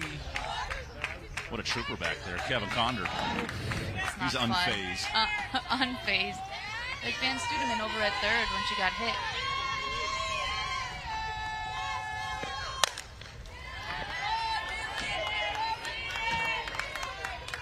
Neely Taylor, who battled her high school rival, Kaylee Clement. They went to rival high schools, SBA and Tipton Rosemark Academy, just across town from each other. Now they're united in the middle of this lineup, which I love those angles as well. Right. Probably saw them in every tournament around the country, right? Growing up in prep ball, but now they're trying to win an American title together. And Taylor works a full count. That's one of the most fun parts of college softball because you're on different teams and you come together to be on the same team, and then you also travel to other places where you might be playing your former travel ball teammates on opposing colleges, and the game is so big, but it's so small at the same time. Good battle here from the redshirt junior.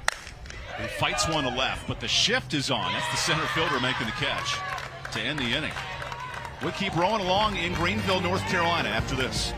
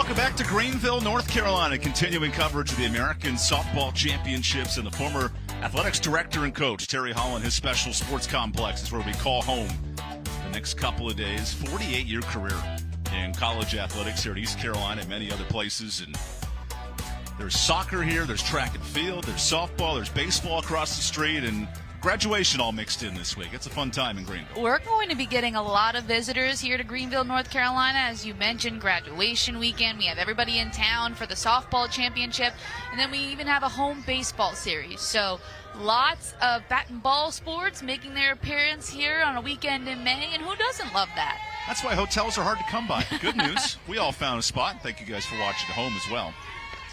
Savannah Collins and Maria Tribal-Peace, Evan Budrovich. UTSA scored runs to regain this lead. And the Roadrunners, who had to find a hotel for about a month, they were in town since last Thursday, playing ECU over the weekend. The same thing happened to UTSA a year ago. They finished at South Florida and then had to stay in Tampa. I mean, had to stay is a tough way to put it, right? I think they'll bite the bullet for the sake of the community. East Carolina baseball's had the same fortune playing in Florida the last couple of years before heading to Clearwater for that tournament, which begins in a couple weeks. Hard hit up the middle, and Reyes, her first hit of the day. 9 knocks now for UTSA. The Roadrunners really settled in pretty much from the start. I know they trailed 3-0 heading into the bottom of the first inning, but their at-bats have been phenomenal, right? They're just waiting for their pitch, making solid contact, and not trying to put the ball out of the park, and that's why they've been able to pass the bat for 7 runs. It's a good take on a first pitch strike to Hornback. You heard Van Studeman say, we knew Memphis is going to throw multiple arms at us. It's difficult to prepare, but adjusting every time somebody new is in the circle. This is in play, and good coverage by Davis there. When UTSA started 7-0 in the league, their best start in over a decade, it was the offense, 8-9 runs a game. We're seeing elements of that come tournament time. And a season ebbs and flows, right? They start off so hot, and the bats are going, and they're building confidence, and they hit that roadblock. And can you figure it out to get back to where you were? And I think the thing that is encouraging for UTSA is you've already done it. You've seen this offense be able to score the amount of runs that they did early on, and all it takes is one game to liven up those bats again and to know, hey, look, we can do this. And that's what they're doing right here, 7 runs already against the Tigers. Skylar Rutgers off a 3-hit day. They beat their Wile E. Coyote, and now the Roadrunners are rolling here in Greenville. We haven't had a pun this game yet. I don't know if that's a pun. Maybe that's just a reference, but we'll log it in the book somewhere. Okay. Witty comment? 4 games today, and the winner of this one will play tonight against North Texas. It's such a big complex that Tulsa's actually warming up on the track across the way from us. They're getting some stretching in after a walk-off winner this morning against UAB. Hefty hack from Rucker. Skylar Rucker saying, hey, I'm done hitting singles. I'm going to take a big hack at this one. But swings and misses. Rucker's first 3-hit game of the season. That's how you do it. And wants a 4-hit game. Just keeps adding to it here in Greenville.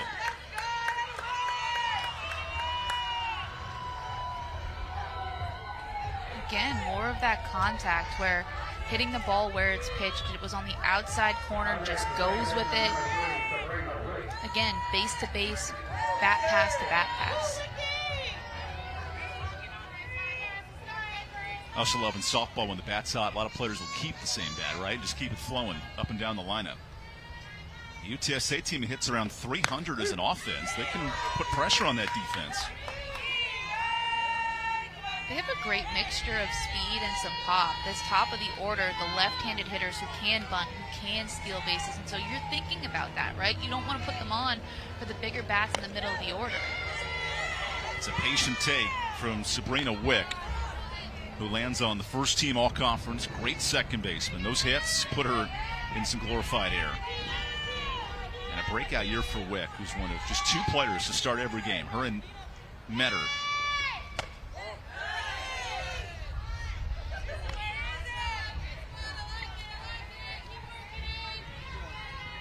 Wick plays the game like a 7-year-old. That's what Coach Studeman described it. Her energy is infectious. You see it all over the place.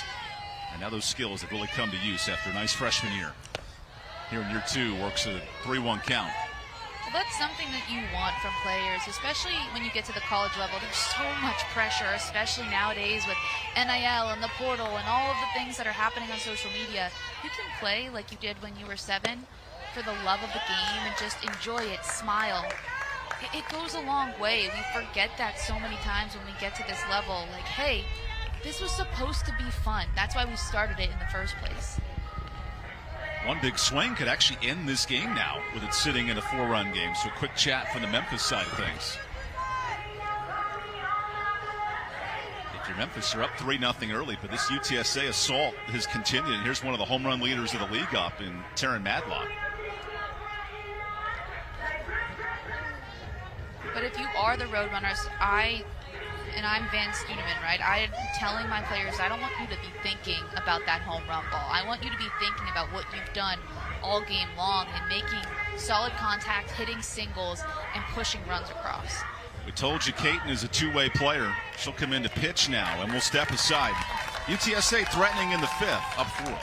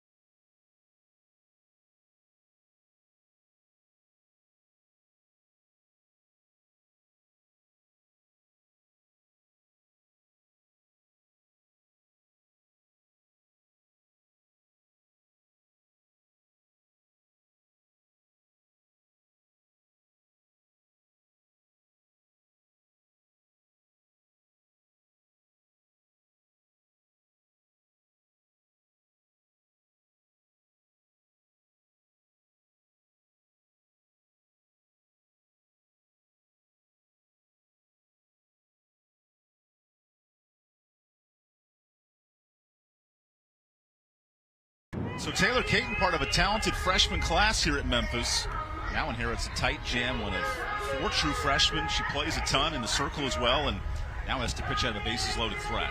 Coming in a difficult situation, Taylor Caton, she has that changeup, a curve, a backdoor curve, and a rise ball. She's going to need to utilize all of those pitches to try to slow down this Roadrunners offense, who has been manufacturing runs in a variety of ways today. How about Tara Madlock, held hitless, but so much power. Plays off here. This is where things get dangerous if you're Memphis. Can't let this game get out of hand. It's single elimination in the tournament. And Madlock, the doubles and home runs leader for the Roadrunners, who works 2-0.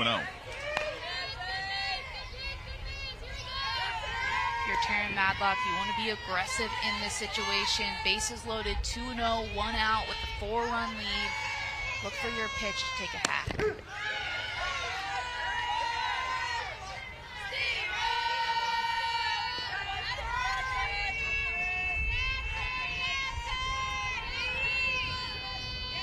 Single and a walk, along with another single mixed in, to put a lot of pressure on this 3-1 pitch to Madlock.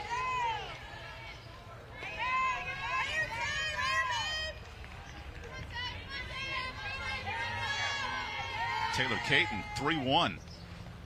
Big pitch there. Caton utilizing that pitch on the outside corner. We saw Madlock take it the first time and then swing and miss it the second time. I throw it there again. Here's the payoff. Right on the hands of Madlock. Switching planes there, coming with the curveball on the inside corner. So she went away, away, away, tries to jam Madlock inside. Now I would, again, go back to that away pitch until Madlock proves she can hit it. So the 3-2 stays down, and now it's a 5-run game. As Madlock's getting hot at the right time, reaching base in 7 straight.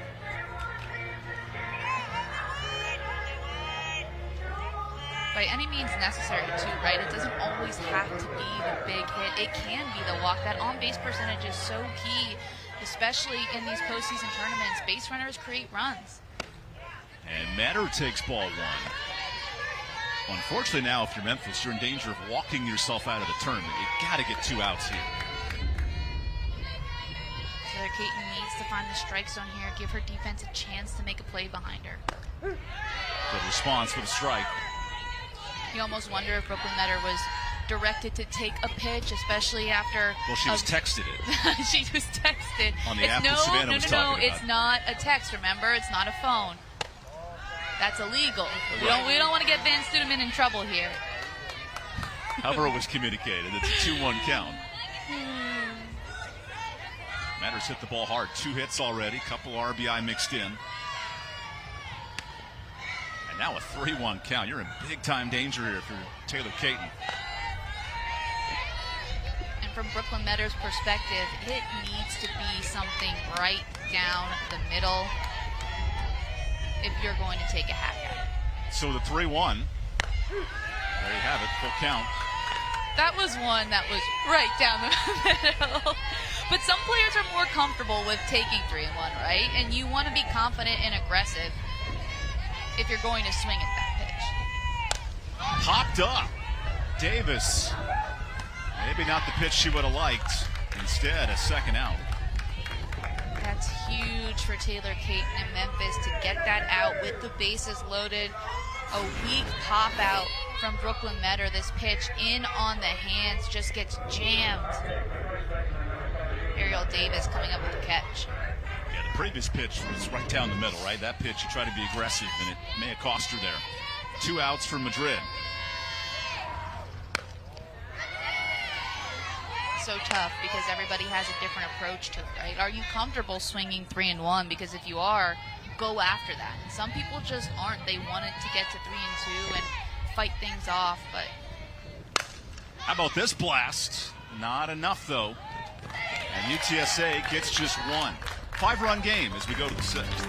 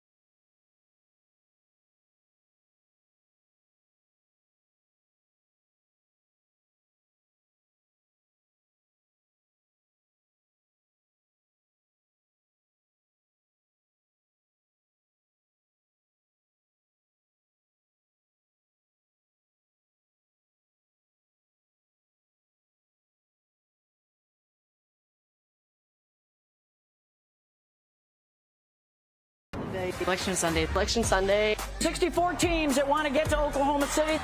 Everyone in the country wants to hear their name be called. I feel like it's just the beginning of a new season. Join us this Sunday for Selection Sunday, the special presented by Capital One. Coverage at 7 Eastern, ESPN2. And then at 8 Eastern with the 7-inning live selection show presented by Capital One. The road to Oklahoma City begins coming up Friday, May 15th. Of course, we're in the middle of Conference Championship Week. And then the College World Series, not too far away. Start to get a sense for the week left, who's locked into those top 16, and then the rest of the fun for everybody else begins this Sunday. Fun or stress for everybody else? Depends where you're at in the bubble, right? If you're South Florida and Wichita State, a couple of wins this weekend really help boost your cause. That ball's poked in the gap. Tina Cunningham with a really good start to the 6th inning. And that's an easy double for the Tigers.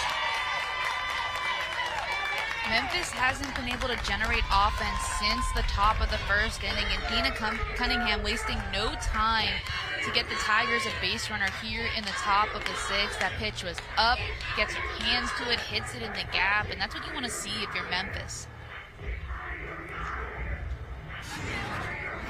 We'll take a look at it again. Again, as I just said, up, out, hands to the ball, goes the other way with it. Textbook hitting. If you're a young player watching at home and you're struggling with the outside pitch, watch how Dina Cunningham just hit that ball. I thought you were going to say do the TikTok celebration, and then that leads to a double. Here's a pop-up, but really good shift and a catch. Rucker climbs the ladder. Well done as the runner advances.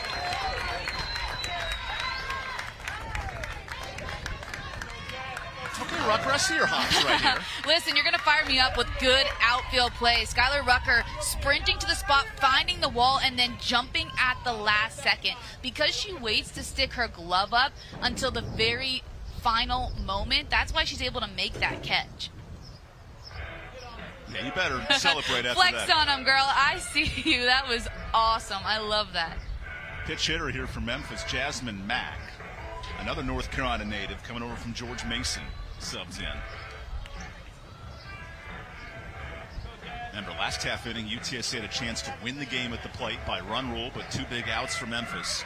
Now they try to get one back here in the sixth. Memphis still has 5 outs to play with, and if you're Trina Prainer, that's what you're telling your team, right? We may be trailing right now, but we can still generate runs and chip away at this total. Mack comes in for Sousa.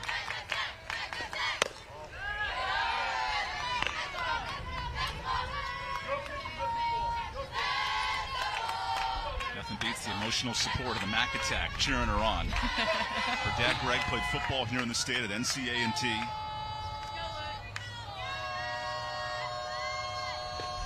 She's got some pop, whacking that one foul.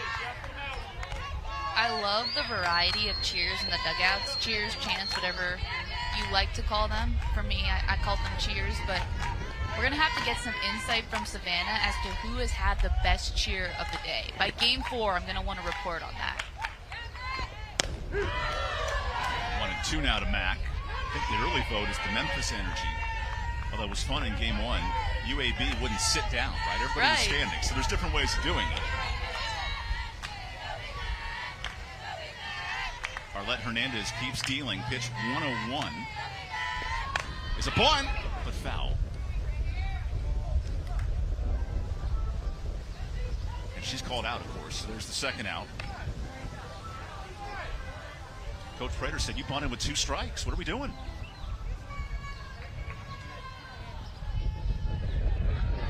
I'm wondering if Coach Prater gave her the signal to bunt or if she did it on her own. And I mean, we won't have the answer to that, but maybe a miscommunication there. 2 outs for Simeon. Now with 1 strike, I get the approach, right? Squeeze bunt, bring in the run, but 1 and 2, you're putting yourself in a tight spot. And you see Coach Prater going to the dugout, maybe talking to her, just having that conversation to figure out, okay, what went wrong. Hernandez will love the benefit. She had a really tough first inning, but has been dialed in since.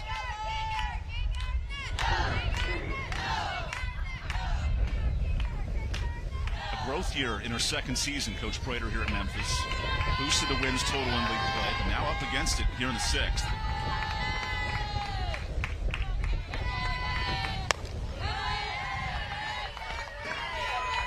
They started off so hot, and I think I raised the question earlier on in the game, okay, after you score 3 runs, how can you continue to add to it?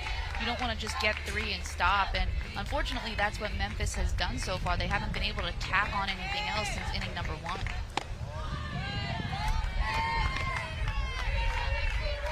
We'll talk a lot about adjustments in this game, throughout the day, throughout this tournament, because whatever team adjusts fast enough or well enough is usually the team that wins the game. Right back to Hernandez. This freshman all-conference arm has been dialed in since the first. We roll to the bottom half with UTSA up 5.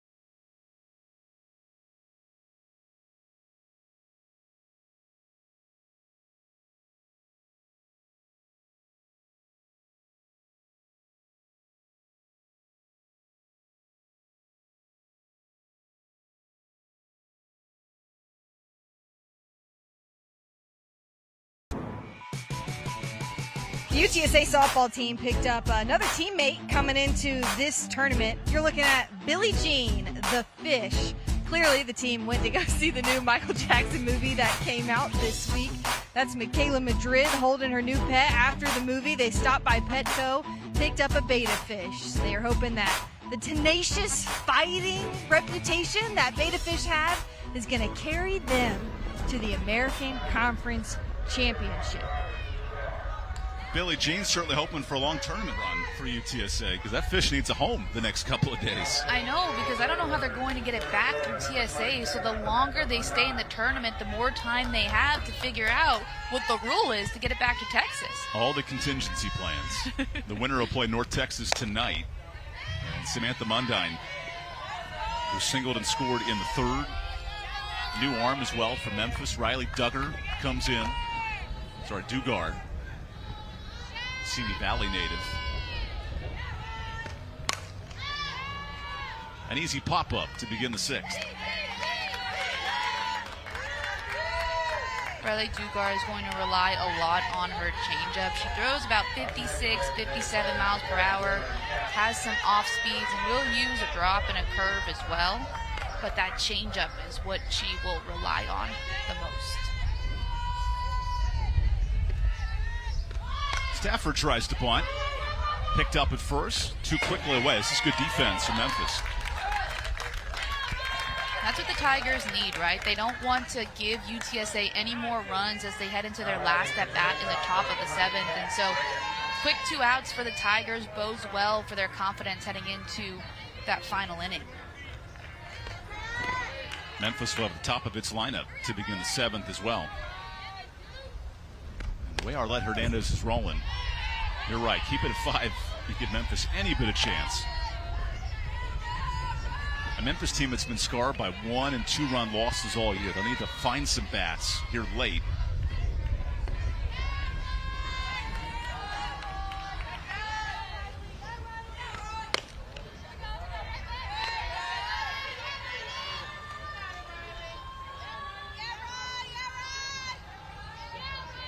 Riley led Memphis in wins a year ago. Now a complimentary arm and a staff where 6 different players have thrown major innings.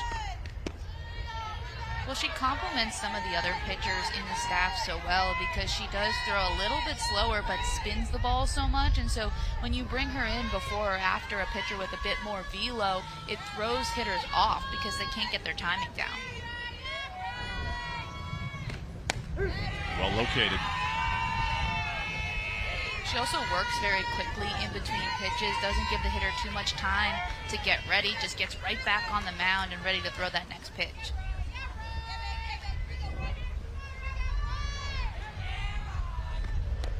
There's a walk to extend the 6th inning. Reyes is on for the 3rd time. She glides her way over there. A little high five to go with it. Katia Reyes with some great at-bats here today, Evan, working deep counts, even the at-bat where she struck out, just finding a way to get some foul balls, work through it, and I think that's why she's had success in her later at-bats then. And a pitch hitter will come in here for UTSA. Madison Lenton, the senior of Missouri City, Texas.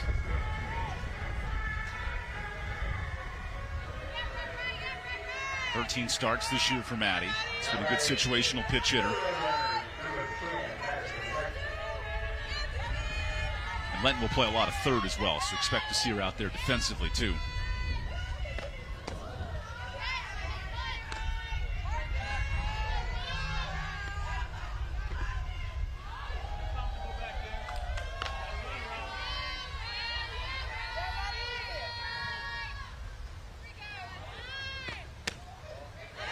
That's close, but a 2-0 count.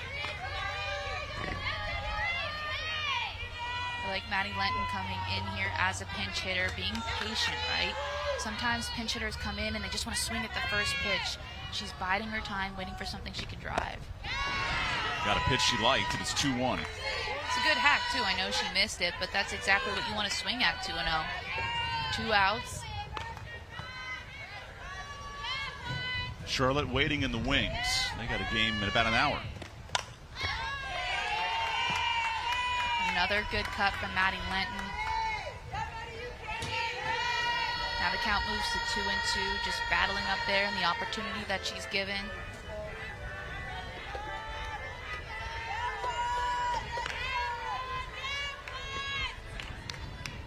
So Dugar's 2-2. Oh, it's a beautiful pitch, but called a miss, 3-2. Ooh. Even Sousa's like, where did that miss? I want to see where that pitch was again. A change up from Riley Dugar.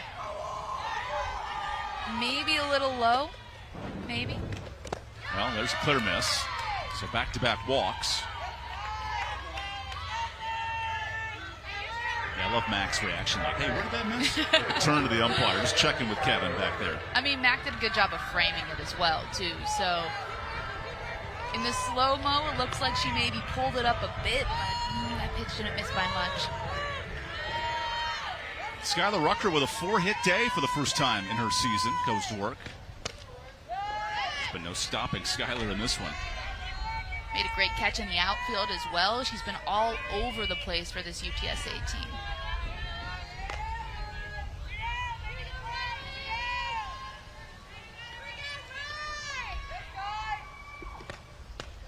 UTSA has many 5-minute micro meetings with players each day, and Coach Studeman said this week, we need you to get on more, right? Like, be more of a threat. Well, that's how you do it, with a 4-hit day and still making things happen.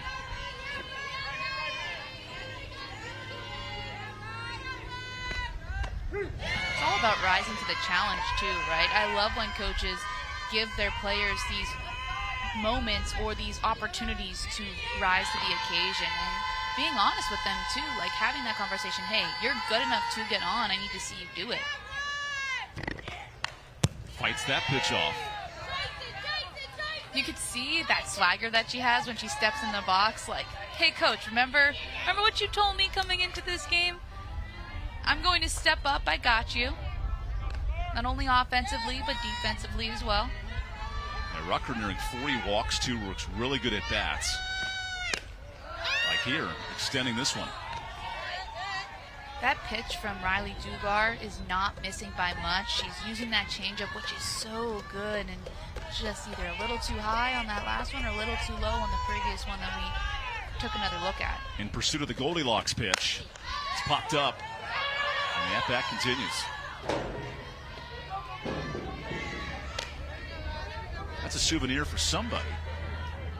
But as we mentioned before, I think it was in game one at this point, the engineering where you can just drop the ball back into the dugout.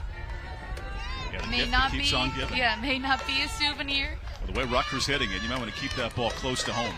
2-2, leads to a full count, and then a back pick, but no one was covering. I think Mac was fortunate there. That ball didn't roll in the center.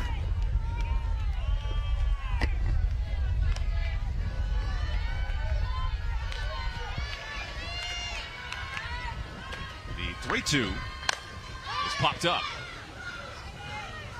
And the first time Rutgers been retired today. But Memphis down to its final 3 outs here in the first round of the softball championship.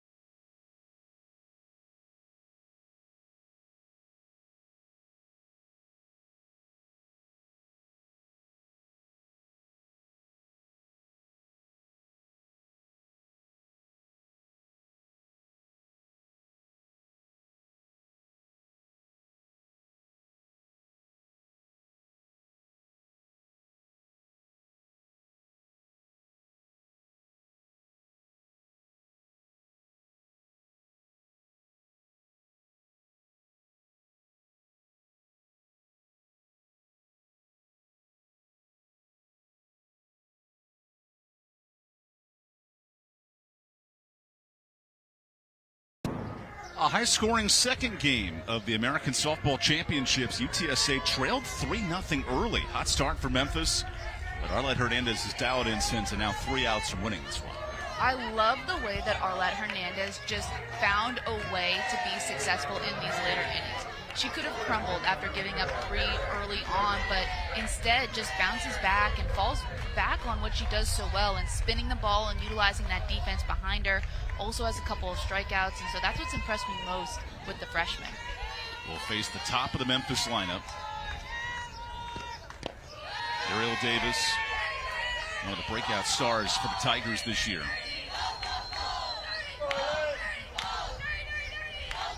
Remember, Memphis had 4 hits in that first inning. They've been held to just 2 hits since. Davis has one of those back in the 4th.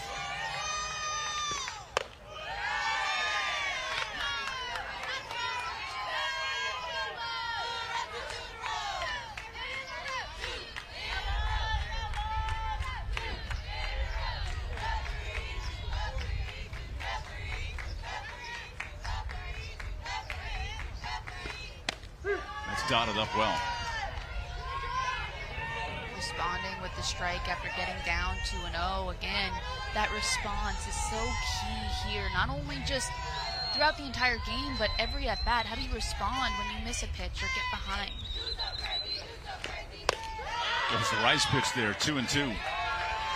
We haven't seen that quite as much because Arlette Hernandez has been behind in some counts, and so able to go to that pitch where she can elevate it and get it to jump late. So the hit leader for Memphis in a 2-2 battle.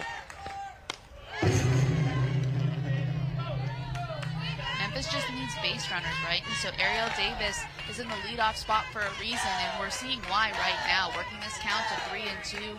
Arlette Hernandez already up to 111 pitches, so can you keep working her and try to save your season? So here's the 3-2 pitch. That's close, but a leadoff walk.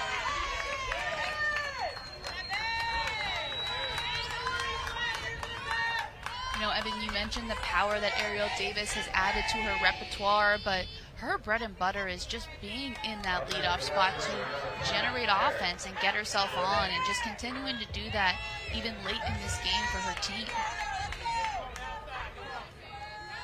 More walks and strikeouts, such a weapon, especially this time of year when it's hard to get on base. Bernesi takes a strike there. And if you're this Memphis team down this many runs, you need to see a lot of pitches. I would even think about taking the strike, forcing Hernandez to throw you something. Work deep counts, because you can't hit a 5-run home run. And yet, UTSA last 2 innings have had chances to win the game by run rule, right? And they haven't. And Memphis gets another opportunity to hang around.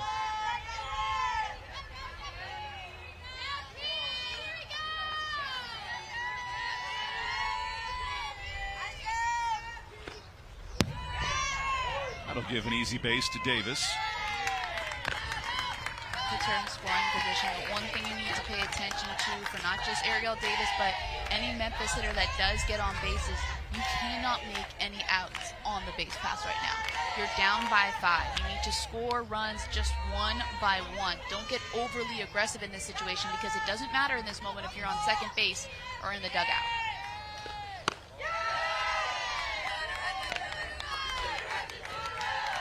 Hernandez throws the highest percentage of innings of any starter in this league, right? And that's going to be tested here for the next 3 outs. Of course, if they win to UTSA, they'll have to play again tonight. So what can you get at Arlette now and try to advance to tomorrow? 3-2. You have to imagine that if UTSA wins this game, they will go back to Arlette in that nightcap. And so trying to limit her pitches here is important as well. But the most important thing is to get out of this game, right? You don't have to worry about her throwing too much if you don't beat Memphis first. And so I think having a conversation here right now to remind this team about that, like, hey, we didn't win yet, right? There's still 3 outs to be had, and so let's lock back in and find a way to get ourselves to the next round of this tournament. That complete game nature puts Arlette in some glorified air, right? 18 this year. And easier said than done, but there's still work to do.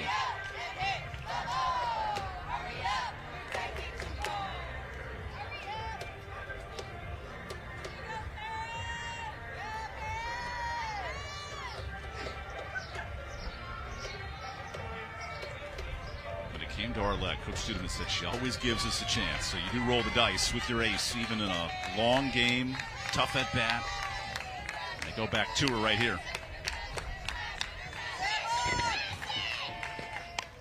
Found the barrel. You can imagine that Arlette Hernandez will be in this game until the very end, especially based on that comment from Van Studeman, and also with what we've seen all season long, the amount of innings she's thrown, the amount of complete games that she's thrown. She's the ace, and that's who they're riding or dying with. So here's a walk and a bad pitch. So first and third now for Memphis. Well, the task at hand still gets a little dicey here with the Tigers only down 5. If I'm Memphis and I have the confidence in Brooklyn Metter behind home plate, if I'm UTSA and I have the confidence in Brooklyn Metter behind home plate, I would try to throw Paris Bernesi out at second if she tries to steal here. Here's Faith Brown. Well, no throw there. Another stolen base for Memphis. It's just interesting to me because you're up by 5 runs and you need the outs, and nevertheless, Memphis takes second and third. Remember, Brown's missed on 3 big swings, 3 pop-ups. Doesn't miss there. There's a base hit, and Coach Prater pushing to the plate. Madlock's throw is late, and everyone's safe. Hold on a second in Greenville.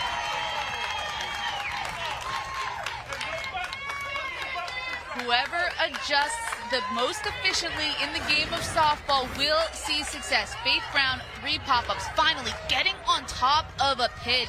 And that's what Memphis needs to push not 1, but 2 Tigers across home plate. That's the final call for Arlette Hernandez. And you see Faith Brown finally able to dance and lead to a pitching change. Reagan Stout comes in, and Reagan's number 2, but by a wide margin of innings, just 71 this year. She's asked to get the last 3 outs as Hernandez exits. And we'll step aside during this pitching change. Still a lot of game left. Nobody out in the 7th.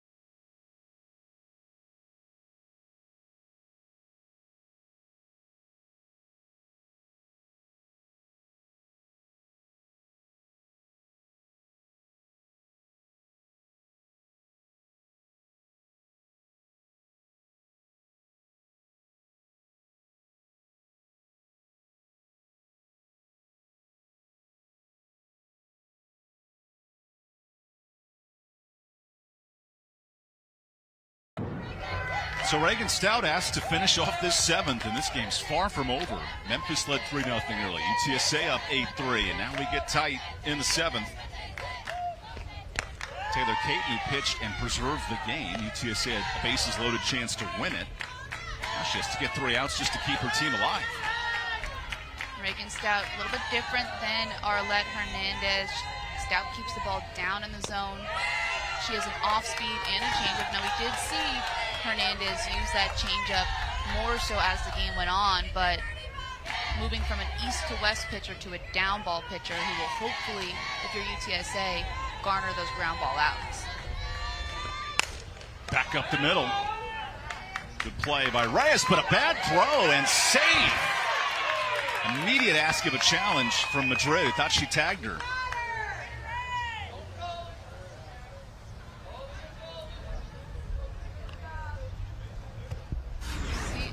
We'll see what it looks like from first. The throw definitely wide, but if it gets that left hand, that's probably the one area you might grab her here. It's hard to see. Let's take a look from that angle. Does she make contact? That's what they'll have to look at. This might be the best angle here. Ooh, doesn't did that catch elbow up, guard move, and that is part of your body, so it would count as a tag. Does it touch that left arm in any capacity is the question that I have.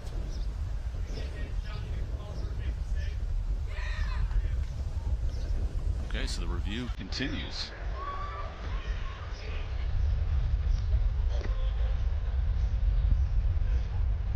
A little self-prayer from UTSA because this game gets real tight. They're sending in the gods to help them on this review challenge. It's a big moment, right? A 3-run game, and this is the difference between 1 out, runner on third, to have runners on first and third with nobody out. That brings the tying run then to the plate. So you need to challenge this if you're UTSA and Van Studeman because it's a game-swinging type of moment.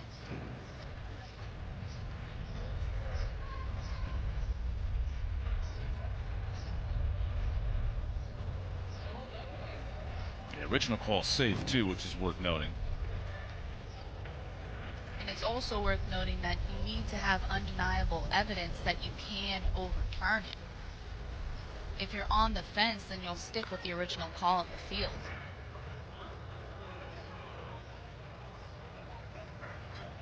So that makes it even harder to overturn calls because you need to make sure that you indeed have the evidence to back up what you're going to change.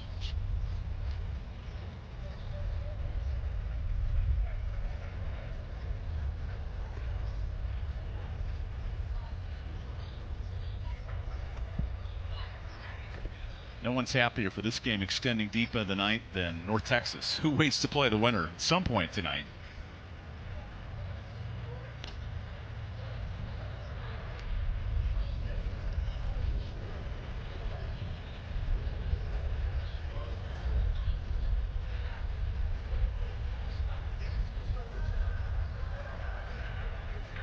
So Taylor Caton over there at first base, she's all smiles, hoping that this call stays in the favor of the Tigers. And it's so tough if you're the umpiring crew too, because this can turn the tide of the game, right? And so you want to make sure that you get this call right. And the biggest thing for both head coaches in this moment is you need to be working with your players to say, no matter which way this call goes, next play, next pitch, right? Because you can't dwell on whether it goes your way or it doesn't, because that can impact the tide of the game as well. Especially a challenge that's taking longer like this one. You can tell the umpiring crew again wants to get it right, but again, as players, as pitchers, as hitters, stay locked in no matter what the outcome is. Breaks the rhythm as Reagan Stout keeps warming up. Review club. Well, we'll get the final call here in just a second.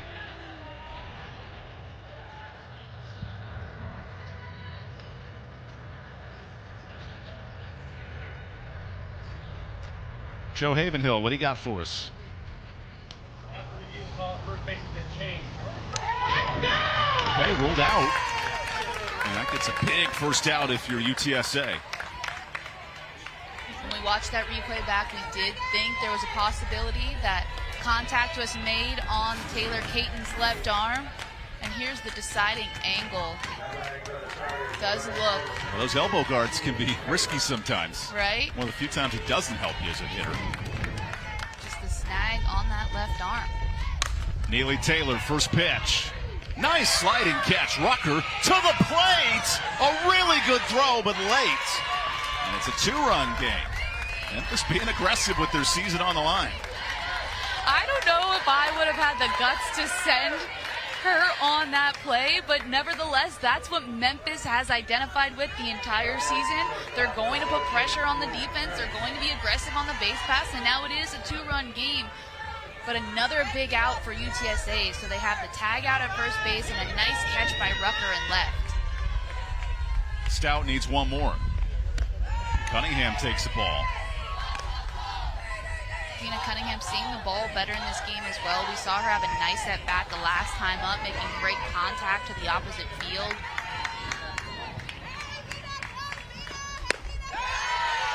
How about another to Cunningham, who's 2 for 2 today. Now she's ahead in this count. If you're down by 2 runs. So if you're going to swing 2-0 with 2 outs, make sure it's your pitch that you can drive.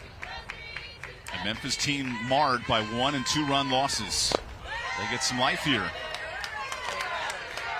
Now as the count moves to 3-0, I would have her taking in this instance.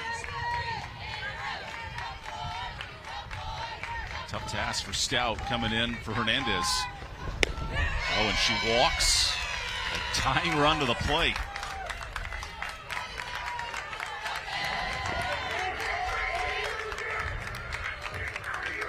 So a little bit of trouble early on in this top half of the 7th inning, and the Roadrunners get those 2 quick outs, Evan.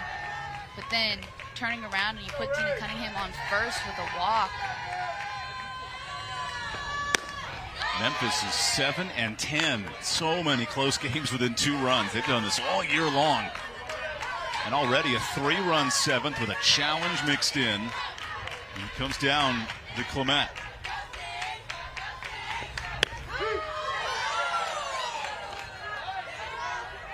But that's what Coach Prater wants, right? This grittiness, this competitiveness. And they came into this inning down by 5 runs. And so I love the fight that this Tigers team has. The 1-1. Another miss from Stout.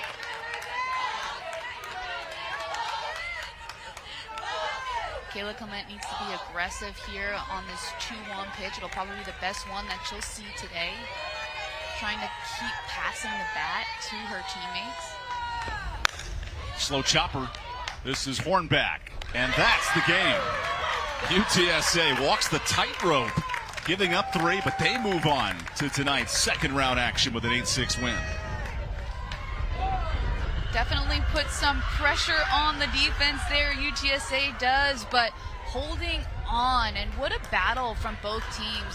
Memphis going up early, Roadrunners taking that middle of the game, and then the Tigers adding on some runs in the 7th, but UTSA, a full team effort, Evan. Arlette Hernandez settling in throughout the game, and then the bats from the Roadrunners stepping up when this team needed it the most. UTSA, who spent the whole week here in Greenville prepping for the tournament after their home series. You see the resolve, down 3-0 early, but finding ways to win. That's what it's all about this time of year, and they'll face North Texas later tonight. Maybe the monkey's off the back of the Roadrunners, who've lost so many close games down the stretch of the year. Some smiles finally kicking in. Now it's your favorite part, Evan, when they get to slap their name on the bracket. And here's Savannah with more.